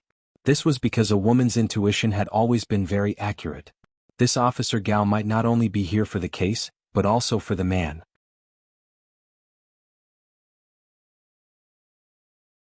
Chapter 673. Now, tell me about your findings, Chi-Chi. We visited the families of the 8 victims and conducted a comprehensive investigation of their social media accounts, but we didn't find any useful information.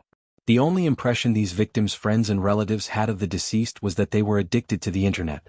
However, because surfing the internet is actually a very private matter, they don't know what the deceased usually did online. Muchichi made a simple summary. At the same time, we also found a very strange point. The computers of these 8 victims were either damaged or lost for various reasons. Other teams, continue. After Tang Yin heard this, he turned his gaze to the others. According to the information you provided, Captain Tang, we found the forum called the Dark Abyss. However, there are extremely high conditions to access this forum. Not to mention that the entrance is difficult to find, the address is fluctuating. According to the requirements, registered members need to pay a deposit of 100,000 yuan before they can officially join. We haven't been able to decipher it yet, so we can't check the contents for the time being. After hearing this, Officer Gao, who was sitting in her seat, laughed. This is a typical cybercrime. It should be under the jurisdiction of our department. We really shouldn't let you run errands for nothing. Officer Gao, what do you think? I can give you a detailed explanation now, but I don't want any unofficial colleagues to be present. After all, they're not from the police station. If the news gets out, who will bear the responsibility? After all, didn't this woman still feel that Muchichi and Feng Shanshan were eye-catching? Therefore, the 2 of them consciously stood up. Captain Tang, let's go back to the forensics laboratory first. Tang Yin glanced at her and nodded. How about this? Officer Gao said that this case is a cybercrime and doesn't belong to our major crimes division. I'll go to the chief now and hand the case over to you. Officer Gao's expression turned ugly again. She really didn't expect Tang Yin to protect these 2 interns so much. Perhaps the chief had heard that the 2 of them were arguing, so he specially came out of the office and said to Tang Yin, you have to believe in Officer Gao's professionalism. Listen to her arrangements. Shanshan and Chi-Chi leave for now. Since the director has spoken, of course I will do it. However, I would like to ask the director to immediately transfer the case. Since cybercrime is not within our jurisdiction, we should do what we should do. There is no need to hold a meeting. Look at your temper. Officer Gao came all the way here and this is how you treat your guests? Don't throw a tantrum. Tang Yin was not afraid of the director, but Feng Shanshan was. Muchichi, let's go. Muchichi nodded and left the meeting room, returning to the forensics lab. Two sensible children after all. Seeing that Officer Gao was satisfied, the chief walked up to Tang Yen and said, "Don't be so stubborn. Let's start the meeting and try to solve the case as soon as possible." Tang Yen did not say anything else. He only gestured for Officer Gao to go forward and explain what a cybercrime was. "Do you think that woman is targeting you or me?" Sitting in the morgue, the two couldn't help but gossip. "It should be directed at the two of us. After all, they are experts and we are just interns." Mu Chichi shrugged. However, Captain Tang has always been willing to sacrifice everything for the sake of the case. What happened today? He wants to fight that Officer Gao to the end. How would I know what's wrong with him? Feng Shanshan didn't think much of it. At this time she wouldn't think that Tang Yen was doing it for her. "You didn't tell him about Zhongting's situation just now? They don't like us now. What if we tell them about Zhongting and they use it as a pretext?" Mu Chichi snorted. "Moreover, it's just my guess. There's no real evidence." "You're right." The two of them waited in the forensics lab. However, not long after, the professor returned to the lab helplessly. "How is it, Professor?" Only an information analyst can keep up with what Officer Gao said. How can people like us who don't understand computers understand? "I think that kid Tang Yen is going to have a headache," the professor explained. So he went to the director's office again and asked to transfer the case. This really doesn't match that kid's character. In the past, if he encountered such a situation, he would definitely work hard and learn those things that he doesn't know. I don't know why, but this time he's not enthusiastic at all. Is it possible that he's taking revenge on the director? Look, when the first 4 victims committed suicide, the director didn't allow us to investigate. Now that the situation is serious, he asked Captain Tang to solve the case within a time limit. Instead, he's not in a hurry. Mu Chichi thought of this possibility. Who knows what he's thinking? Although Mu Chichi also wanted to solve the case, she wanted to hear that this matter had nothing to do with Zhongting. Therefore, no matter what Tang Yen decided, she would tell Tang Yen her findings in private. The few of them argued in the director's office until their faces were red. In the end, the director asked Tang Yen to calm down for half an hour before going back to tell him the answer. Feng Shanshan and Mu Chichi didn't know what happened in the office. The two of them packed their things. After all, they were interns. Since there was nothing for them to do, of course they had to get off work and go home. However, when she went to the bathroom, Feng Shanshan saw Officer Gao fixing her makeup in the bathroom. Although she was unhappy, she still greeted her respectfully. "Officer Gao?" After combing her hair, she turned around and looked at Feng Shanshan.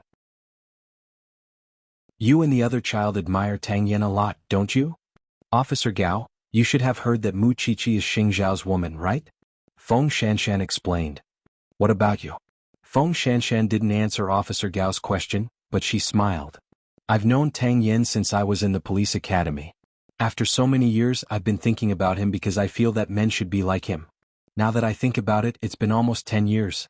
Officer Gao, isn't it strange for an intern like me to say this? An intern will become a permanent employee sooner or later, and you've been by his side all this time. It's hard to guarantee that you won't fall in love with him over time. I'm just here to tell you in advance that Tang Yen is the man I like." Feng Shanshan smiled and walked to the sink. She slowly washed her hands and then answered Officer Gao. "What a pity, Officer Gao. You're still too late. You've known Tang Yen for 10 years, but he's sleeping with me at night."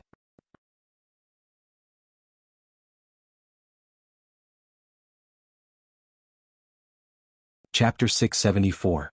She could imagine the expression on Officer Gao's face behind her. Then she told Tang Yen about it. After Tang Yen read the message, he did not even frown and silently put away his phone. He did not tell the team not because Feng Shanshan could not be seen, but because he felt that it would be inconvenient. However, if this matter was made public, he would not feel that there was any problem. He was a prodigal son who mixed in relationships. How could he not know that Officer Gao had a good impression of him? He insisted on doing official business and did not intend to leave any face for Officer Gao. This was because he did not want to have any connection with Officer Gao other than in official business. Now Feng Shanshan had solved this problem. Officer Gao had to admit that when she left the bathroom, her expression was very ugly, but that was all. She had been paying attention to Tang Yen for many years and knew that Tang Yen had many girlfriends, but none of them lasted long. Even if his current girlfriend was Feng Shanshan, it was only because Feng Shanshan was young and beautiful. She always thought that no matter how many girlfriends Tang Yen had, they were just taking care of her man. Shouldn't a man like Tang Yen need a very powerful woman to be compatible with him? Tang Yin calmed down for half an hour. When he returned to the chief, he was still very stubborn. I say, Tang Yin, are you deliberately challenging me? Do you know how much effort we put in to invite Officer Gao over? I know you're very capable, but your expertise is not in cybercrime. Chief, there are 8 lives now. If Officer Gao still wants to do what she wants and thinks that she has the final say here, then you can transfer the case away. You're really hopeless. The chief had no choice but to turn around and try to persuade Officer Gao. In the end, the other party compromised. Are you satisfied now? I hope that Officer Gao will do as she said and fully cooperate. Even if she doesn't cooperate, I hope that she won't hold us back.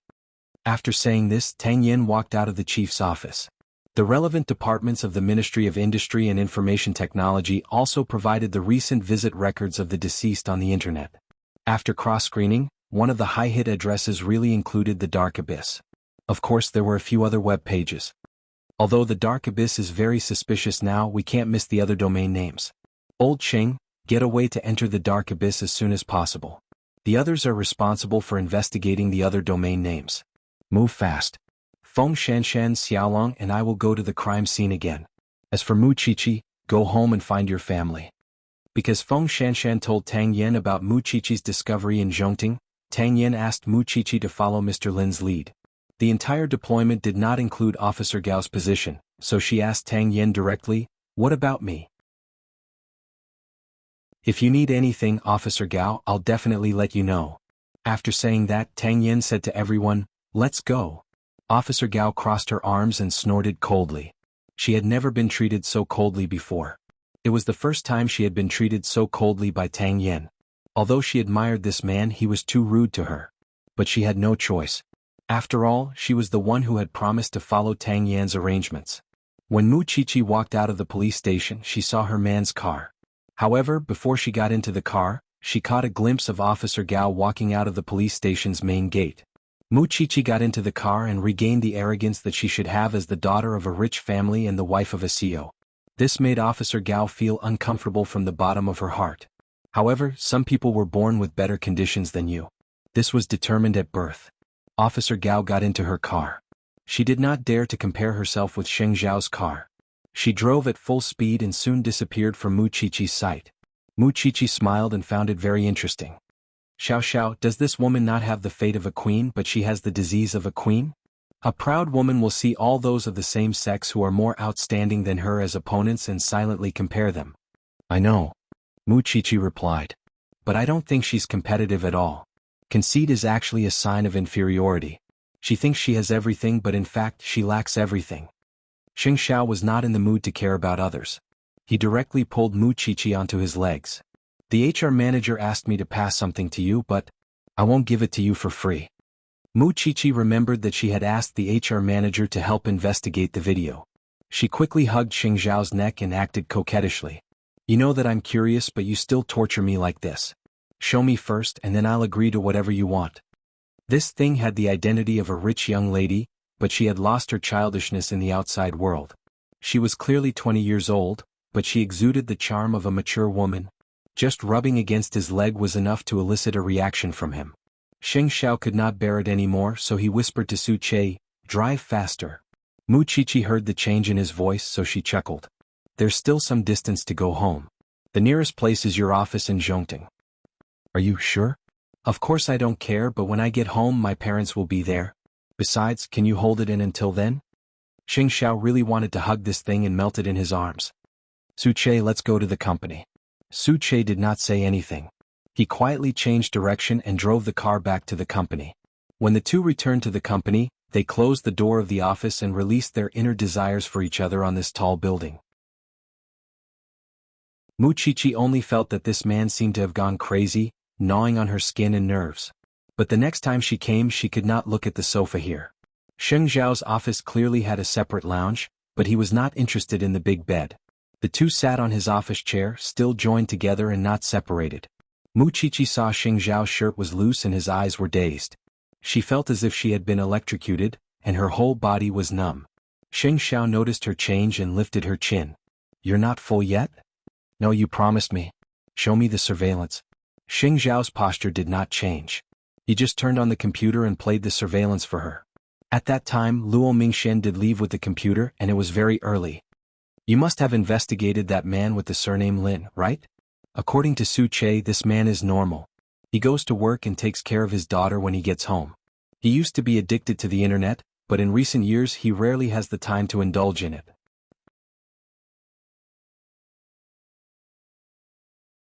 Chapter 675. Are you sure you want to discuss such a serious topic with me in such a position? Sheng Xiao asked as he held her neck. Xiao. If Captain Tang gets the domain name of the Dark Abyss, can I spend 100,000 yuan to register it? Are you crying to me about being poor? Sheng Xiao raised his eyebrows.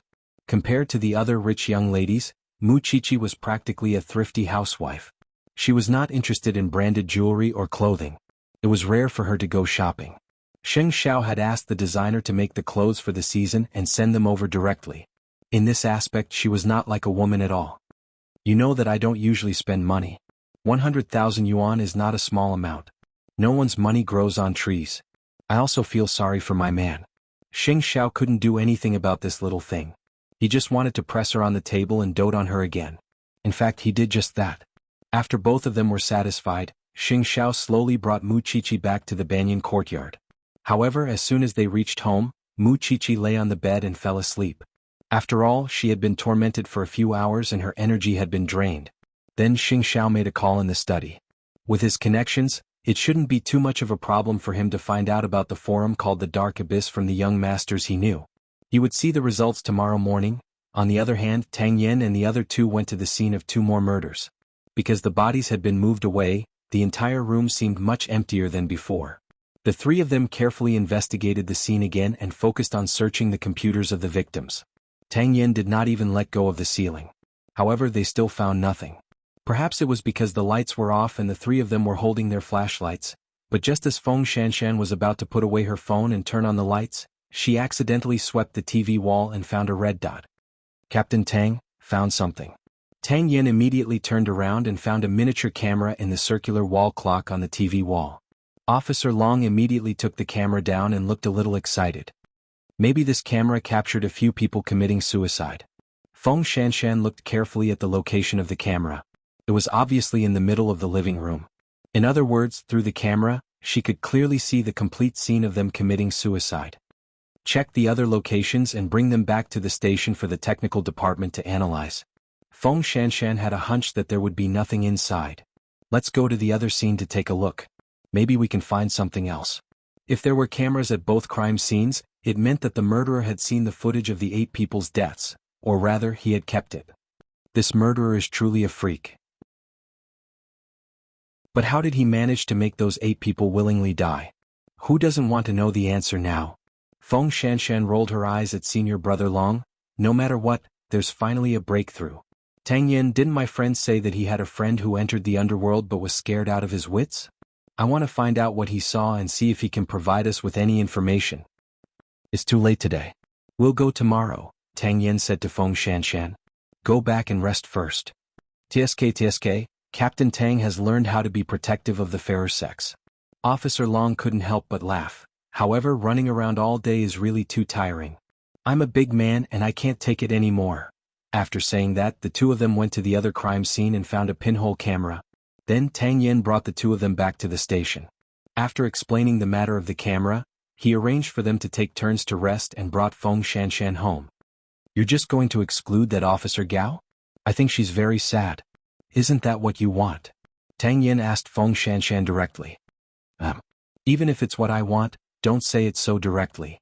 According to your personality, you should still be thinking about the public. You're not someone who will change the way you work because of my preferences. Yes, it's not because of you. It's because I hate her too, Tang Yen replied calmly. Haven't you noticed her good figure? Feng Shanshan leaned against the passenger seat and looked at Tang Yan's side profile. Old. Tang Yen summed up Officer Gao with one word, which made Feng Shanshan laugh. I'll be this old in the future. After Feng Shanshan said this, her smile became even wider because she wanted to know if Tang Yen was really a relationship expert. When you were like her, I was already a middle-aged man. So, in front of me you're still a young girl. After Feng Shanshan heard this, she gave him a thumbs up. Now I believe you, Captain Tang. When you were young, You must have used these flowery words to deceive many women. I had no choice but to be in a thief's lair. In this regard, Feng Shanshan did not do anything. Not only did she not care about Tang Yan's past, she even teased him about his past. This was the confidence she found by Tang Yan's side. At least, she was not someone like Officer Gao who could be compared to him. After the two of them returned home, they quickly took a shower and went to bed. Before they could think about anything else, they hugged each other and fell asleep. The next day, Mu Qiqi sat up from the bed and saw the note Xing Xiao had left on the bedside table. On it was the current domain name of the Abyss.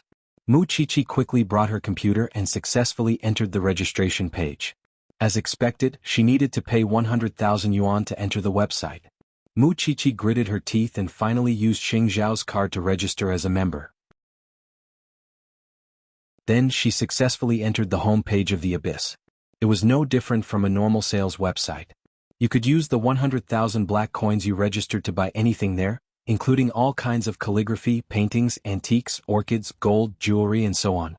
The most special thing was that when you bought something, the website would automatically remind you. There was a 50% chance that the thing you bought was genuine. If you bought the real thing, then congratulations, the value of these genuine things could be millions or even tens of millions.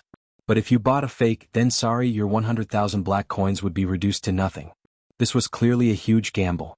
Spending 100,000 yuan to bet on a chance to get rich overnight. Mu Qiqi continued browsing and found that someone had really bought the real thing. Moreover, there was a series of professional procedures such as an appraisal certificate. However, other than that, there was nothing special. Then Mu Qiqi immediately called Tang Yan. Captain Tang, I've entered the Abyss.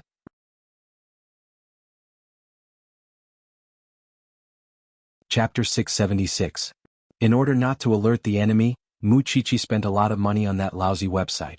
She spent 100,000 yuan to buy a few lousy antiques, none of which were real. According to the website's prompt, there would be a system prompt the moment you bought it. This was equivalent to a scratch-off lottery ticket. It was full of the nature of gambling. The people from the branch office also wanted to use Mu Qiqi's username to go in and investigate. However, perhaps because they sensed that the IP address had changed, Mu Qiqi's account was prompted with an abnormality and she could no longer log in. This forum is too hooligan. Moreover, nothing in it is legal. But you said that it's illegal and the price is clearly stated. Moreover, they're all prompts. In the end, it's just taking advantage of the gambler's mentality. As someone who had entered before, Mu Qiqi deeply admired the brains of the forum's creator. We also entered the forum, but Qiqi didn't find anything unusual inside. Although the 100,000 yuan membership fee is expensive, there's nothing suspicious about it. Now that the internet is so developed, it's not surprising that there are a few forums like this. At most, we can just report it. After hearing Officer Long's words, Tang Yin turned to look at Mu Qiqi. Could it be that the IP address and bank account you used exposed your identity and aroused their vigilance? Captain Tang, my understanding is that the Abyss is not afraid of our investigation at all, Mu Qiqi replied. I agree with this. If the Abyss is really afraid of an investigation or if it has something to do with the 8 lives this time, they would have closed the entrance long ago. How could they still allow us in? Although they were very unwilling, the truth told everyone that the Abyss website did not seem to have anything to do with the murders. Even if those 8 young men had spent money to join the club, and even if they did not buy the real thing in the end, they would not commit suicide because of this, right? We went to the scene last night and found a pinhole camera at the scene.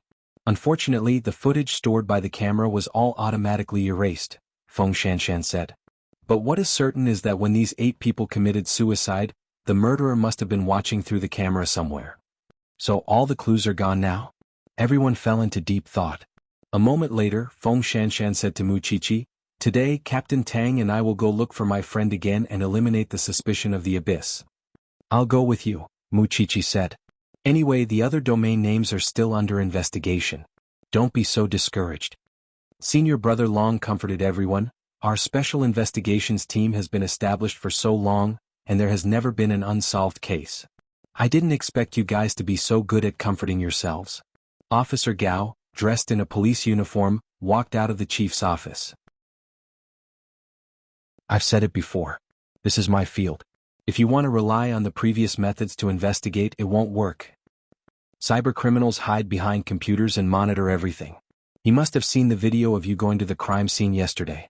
Maybe he's laughing in his heart. These idiots are too gullible. Since it's your field, why do you have to put it in the Special Investigations team to investigate? Tang Yin asked Officer Gao. That's because you've been trying to catch this murderer for a long time. I've asked an information analyst to search for past cases. As long as there's a similar shadow, I've dug through all the files. Your cyber police still couldn't find the murderer. It's just that in the past, the murderer wasn't this vicious. Are you guys afraid of taking responsibility and trying to stir up trouble here? Tang Yin, I think I've been patient enough with you. When you say these words, you better know your limits, Officer Gao said angrily. How about this? I'll leave Officer Long and Old Ching to you. You can use the resources at your disposal. I want to see if you can find the murderer. Who's afraid of who? The two bosses were saying harsh words, and the shrimps below expressed that they were innocent, especially Officer Long. He didn't want to follow this white-bone demon either, okay? Captain Tang, you guys take care of Officer Gao. The rest of you follow me out. Tang Yin gestured to Officer Long to calm this woman down and not cause any trouble. Although Old Cheng and Officer Long were extremely unwilling, they didn't dare to disobey Tang Yan's orders. They could only watch as Tang Yin left with the others. It's because we don't usually go online, so we don't know what new things young people like to play these days. The professor sighed helplessly. But forget about me. I'm already a bag of old bones. Why don't the two of you like new things? Feng Shanshan and Mu Qiqi looked at each other and didn't say anything. The two of them seemed to be getting further and further away from their identity as girls. However, just as Tang Yin was about to bring Feng Shanshan and Officer Long to find her friend, the professor pulled him to the side and said, "No one else knows about you and Shanshan, right? Except for Mu Qiqi. But just now, that woman surnamed Gao has already brought this matter to the chief." The professor was a little unhappy. Although this is your private matter and others have no right to interfere, what the chief thinks is another matter. You deal with it yourself. Understood. Tang Yin only said 2 words. He didn't have the time to deal with Gao Qiqi now. However, he would remember this grudge. The three of them traveled together and once again found Feng Shanshan's friend at the high-class club. Shanshan, what do you want to ask this time? We want to know where your friend who was scared out is. Is it convenient for us to talk? Feng Shanshan directly stated her purpose of coming. After hearing this, the other party hesitated for a few seconds. Finally he nodded. I'll help you contact him now. After saying that, Feng Shanshan's friend walked out of the club and made a call. When she came back she told them, this friend of mine doesn't seem to be in a good mental state. He's been seeing a psychiatrist recently and can't take any stimulation, so he refused. When Feng Shanshan heard this, she glanced at Tang Yin and Mu Qiqi and didn't force them. Alright then. Sorry to disturb you today. It's fine. Feng Shanshan felt that the other party didn't tell her everything. But since the other party was unwilling to tell her, she naturally couldn't continue asking. The three of them walked out of the club in silence. They all felt that the forum was still full of strange things that made them feel uncomfortable. Qiqi, where did you get your address?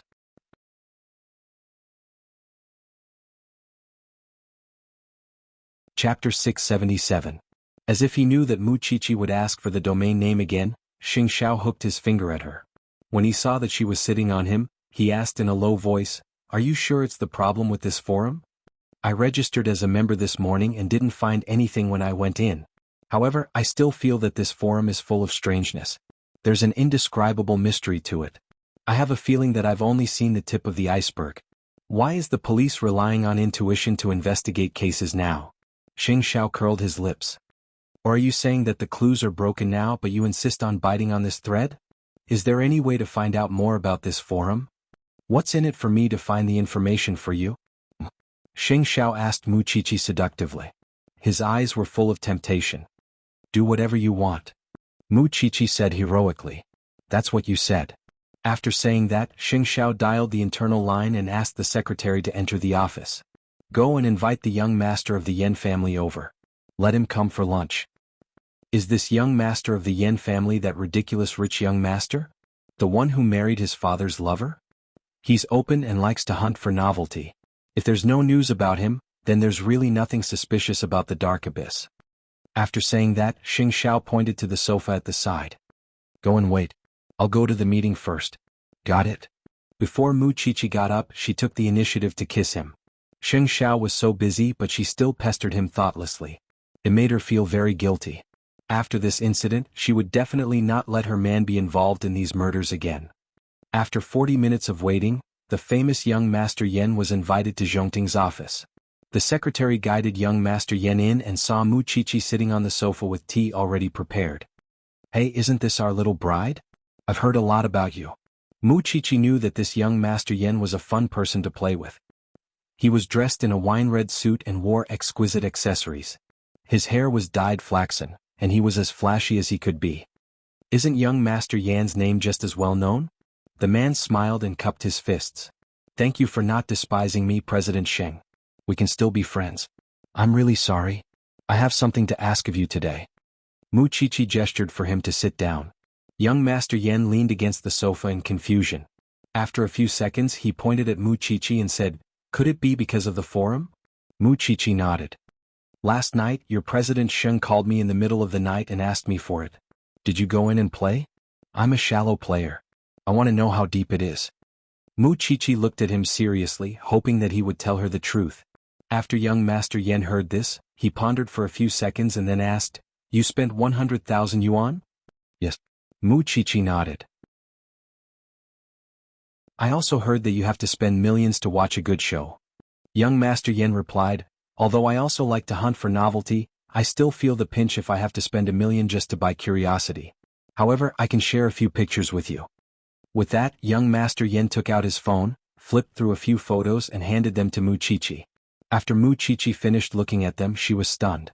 That was because the photos were none other than the 4 dead people from 2 days ago before they committed suicide. "Young Master Yen, do you know that these 4 people are dead?" "Who doesn't know now?" Young Master Yen suddenly became a little gloomy. "But didn't they commit suicide? They can't blame others. Where did these photos come from?" "A few rich friends shared them. I don't know where they came from. They probably spent millions." After listening to young Master Yan's words, Mu Qiqi fell into deep thought. With these photos, she could be sure that the forum was definitely related to the 8 dead people. "Little bride, there are too many messy things on the internet. You're a forensic doctor. How can you manage them? Besides, they're all suicides. No one can stop them." Mu Qiqi put away her serious expression and smiled. "You're really easy to talk to. You don't have the airs of a young master." "I don't know anything. The only thing I have left is my tongue that won't rot." Young Master Yen laughed heartily. "I really thought that President Sheng wanted to treat me to a meal. So there's another purpose. I was the one who begged him. Besides, who said that I didn't sincerely invite you?" This young Master Yen looked like a good-for-nothing. However, Mu Qiqi felt that from this man's way of talking, he was just hiding his elegance. In fact, there was a gap in his heart. Otherwise, Mu Qiqi felt that her man would not have become friends with him. "Little bride, you really know how to talk. So, can you send me the photos?" Young Master Yen shrugged. What's wrong with that? In any case, he had never seen the so-called million-yuan VIP account. He only had a few photos sent by others. After Mu Qiqi kept the photos, she sent them to Tang Yen. The forum was definitely worth investigating. Moreover, the waters were very deep. That afternoon, Mu Qiqi had lunch with Sheng Xiao and young Master Yen. The atmosphere was rather relaxed and cheerful. This person was indeed eloquent and could spit out lotus flowers. Then Mu Qiqi went to meet up with Tang Yen and Feng Shanshan. These photos are of Luo Mingxian and the others before they committed suicide. Since someone took such a picture and it was before they died, does that mean that many people were watching them commit suicide? Young Master Yen told me that only people who spend more than 1 million yuan are qualified to see such a big scene. Can we assume that the benefit of those million VIP users is to watch these 4 children commit suicide? Mu Qiqi's deduction sounded a little crazy and unbelievable. But it was very strange, making people feel that it matched the truth. I keep feeling that we're getting closer and closer to the truth. Can't we, the police, find out who's behind the dark abyss? The forum only provides a platform for those internet experts to roam around. Who are you looking for behind the scenes? They're all hiding behind the computer. Who are you looking for to be responsible? Tang Yen answered. Not only that, the people from the technical department replied that the anti-reconnaissance technology of the dark abyss is very mature. It doesn't seem to be domestic technology. So, Captain Tang, are you saying that we really have to spend 1 million yuan to verify whether the so-called VIP users are watching the children commit suicide?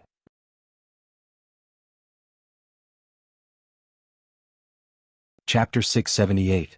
The investigation department is investigating to see if they can decipher it. Even if they decipher it and find out that there's something wrong with the dark abyss, how can they convict him?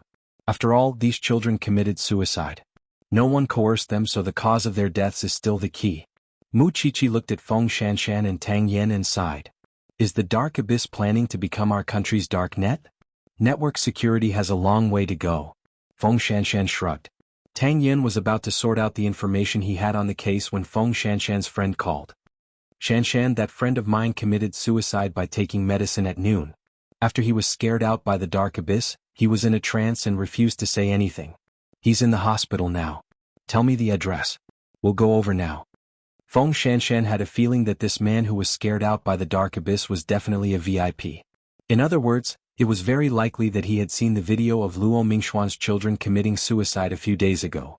Therefore, the three of them immediately went to the hospital. When they arrived at the hospital, Feng Shanshan saw her friend sitting on the bench with a flustered expression. Xiaoyu. Shanshan, you're here. The man pointed at the ward behind him and said, he's inside. He was scared to death at noon. Fortunately, he was discovered early and had his stomach pumped. Now he's in a daze. Most sleeping pills can't kill people now. Don't worry. Feng Shanshan comforted him and then looked at Mu Qiqi. Captain Tang, Mu Qiqi and I will go in first. Because girls were relatively less aggressive, the other party would not be so wary of them. Go. I'll be outside. Call me at any time. Tang Yen nodded. He was also prepared to communicate with this man called Xiaoyu. Mu Qiqi and Feng Shanshan gently pushed open the door and saw the boy sitting on the bed with his arms around his knees. His face was pale. When he saw the two of them, he was immediately frightened. Who are you? I don't want to see you. Who are you? Get out, get out. We don't have any ill intentions. Get out, or I'll die in front of you. The two of them had no choice but to leave and close the door. He's too emotional. Mu Qiqi looked at Tang Yen and shook her head. I heard it. Let me try. Then Tang Yen pushed the door open and walked in. Feng Shanshan could not help but laugh. We're two women and we ran into trouble as soon as we went in. I really don't believe that a man like him can subdue the other party. However, after Tang Yen had been in the room for more than 5 minutes, there was no sound of shouting. Feng Shanshan and Mu Qiqi were amazed. I think this person's sense of security is on the verge of being destroyed, so when we go in he will be very repulsed. But when Captain Tang goes in, he will be quiet because Captain Tang himself gives people a sense of security. You're right. Feng Shanshan nodded. I really want to know what they said inside. In the ward, Tang Yen was sitting next to the man's bed, but both of them were silent. After a long time, Tang Yen said, I used to be an undercover drug dealer. I was forced to do a lot of things such as hitting women and kidnapping children. If I hadn't been obedient at that time, I might have been stabbed by the other party. Then, you escaped? This topic indeed attracted the other party's attention. Yes, not only did I escape, but I also destroyed the drug den, Tang Yen said. Men are not as weak as you think. When they are strong, they can do a lot of things that you can't imagine. So, you don't have to be afraid. The man seemed to have been seen through. Only then did he let down his guard and ask Tang Yen, how do you know I'm afraid? There was a period of time when I was undercover. I was also paranoid all day long. I felt that someone was trying to harm me because I saw a lot of dirty things. I almost broke down because I couldn't take it anymore, just like you are now. The man pursed his lips timidly. Obviously, Tang Yen had guessed what was on his mind. Then are you still afraid now? I'm now the national champion of mixed martial arts and kickboxing. I'm still a criminal police officer. I specialize in catching criminals. I want to stop the things I'm afraid of from happening to others like you. After hearing Tang Yan's words, the man was finally not so afraid anymore. Only then did he dare to take the initiative to say something. Officer, can I become as strong as you? As long as you want to, you can. Then, can you help me? I can introduce you to all my coaches and make you stronger, Tang Yan promised. The reason why you're afraid now is because you feel small and fragile. It's as if you'll break at the slightest touch. Then you have to become stronger. The man seemed to be encouraged and his fighting spirit was ignited. You're right. I should be braver. Although I feel disgusted when I think of those scenes, I must become stronger. You can tell me what disgusting things you saw. Only by smashing these disgusting things can you be completely cured. Looking straight at them is the only thing you have to do now. After hearing Tang Yan's words, the child fell silent again. However, after a moment he crossed his arms and said, I saw two people killing each other on the forum of the Dark Abyss. I was scared out of my wits. I quickly left. Later, I heard that the 4 people really committed suicide. I was very scared because I felt like an executioner. As expected, Muchichi was right. The so-called benefits of having a million VIP users were that they could watch the livestream killing. As for this child, it was obvious that he had been dragged into it by his curiosity. However, he was kind by nature, so he would be traumatized. Can you carefully recall how you entered and how you saw the livestream? At first, I heard about the Dark Abyss because I heard that I might be able to buy calligraphy and paintings that my father likes. So, I went in a few times and bought a lot of fakes, but I also bought real ones. After a while, I spent a lot of money inside. That day, I was looking for antiques inside and wanted to try my luck. However, the system suddenly reminded me that there was a livestream benefit and gave me a livestream address. I thought it was that kind of thing, like beautiful ladies or something, so I clicked in. After all, it would be a waste not to watch it. But when I went in, I understood.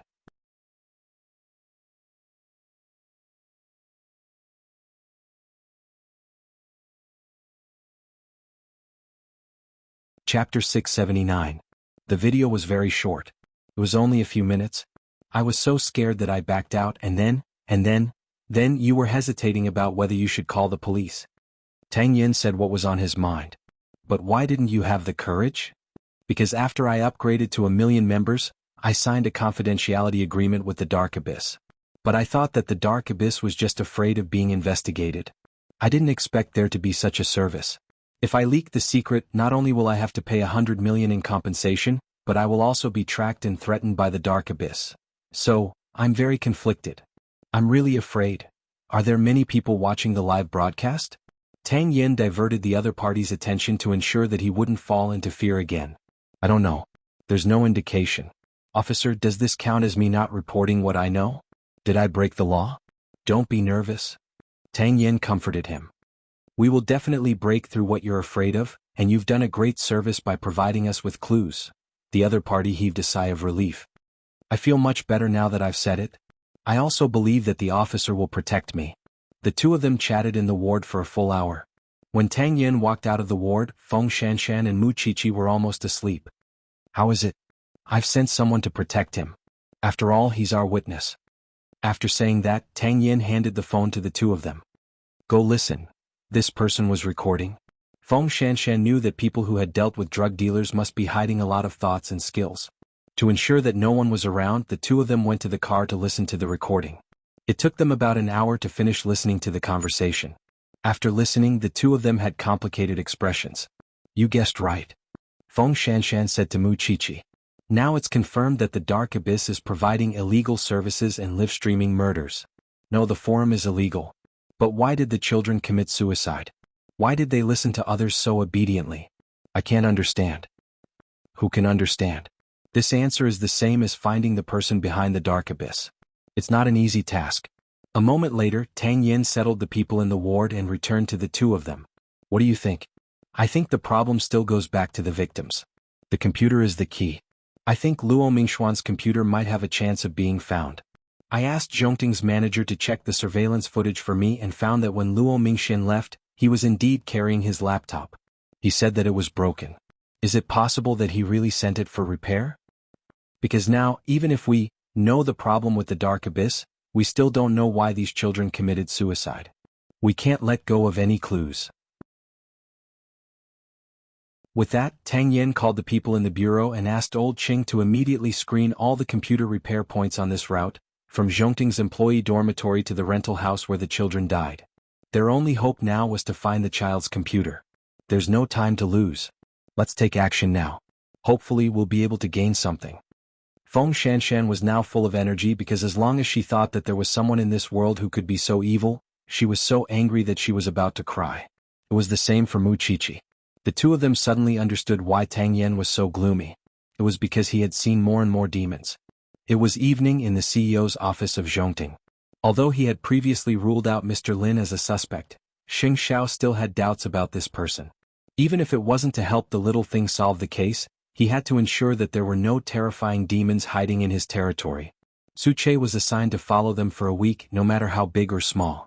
After all, Xing Xiao also knew what the little thing was inquiring about.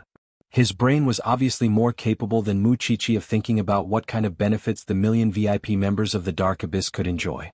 Therefore, he didn't want the little thing to come into contact with dirty things like the Dark Abyss endlessly.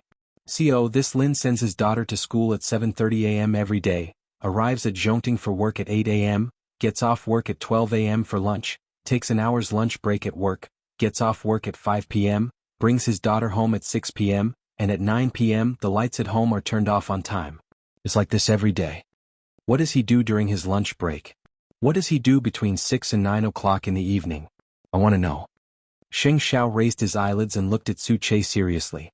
You should have heard about the Dark Abyss. You should know that these are 8 lives. If someone is really hiding in Zhongting and causing trouble, what will happen to Zhongting? So, keep your spirits up and think of a way to find out if this man is suspicious or not. Understood.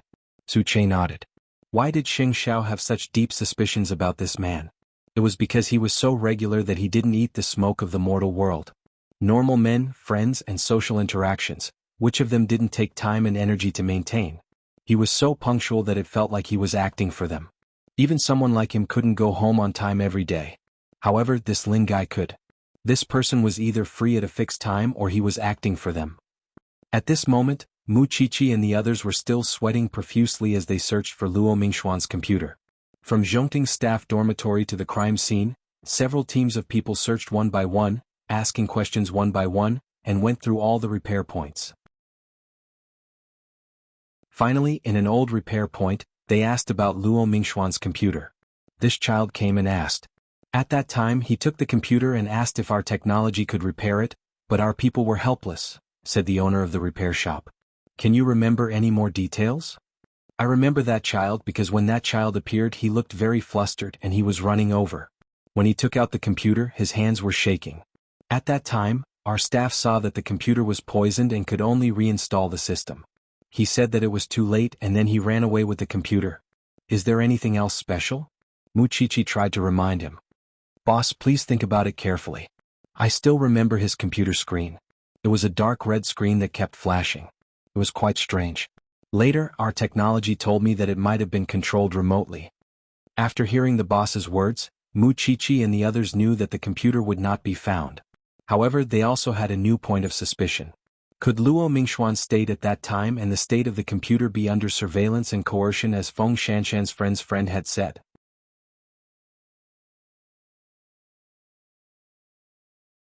Chapter 680. Captain Tang, who was usually the most hardworking, had been reminding everyone to rest for the past few days. This surprised the people in the bureau, and they looked at him with curiosity. Tang Yen glanced around and snorted. Or do you want to stay and continue investigating the mastermind behind the Dark Abyss? When everyone heard this, they immediately scattered. When only Feng Shanshan and Captain Tang were left, he said to Feng Shanshan, "You go home first. I'll go to the chief's office to give a briefing." "I'll wait for you in the car," Feng Shanshan said. Mu Chichi could not stand the sudden mushy atmosphere between the two of them, so she immediately called her man. Of course, she wanted to see Sheng Xiao the most at this moment because her man always gave her a lot of ideas. The deeper the case went, the more they saw, but at the same time, the more doubts they had. Soon, Co Sheng's car accurately located Mu Chichi's location and picked her up. Feng Shanshan sat in Tang Yan's off-road vehicle and waited quietly. She did not expect to see Officer Gao at this time. Or rather, Officer Gao knew that Tang Yan was in the chief's office, so she deliberately looked for Feng Shanshan. Guess what Tang Yan and the chief said in the office? Feng Shanshan sat in the front passenger seat and looked at Officer Gao with interest. She wanted to know what she was going to do next. Officer Gao leaned against the door of the off-road vehicle and smiled. She then told Feng Shanshan, "I told the chief about your relationship."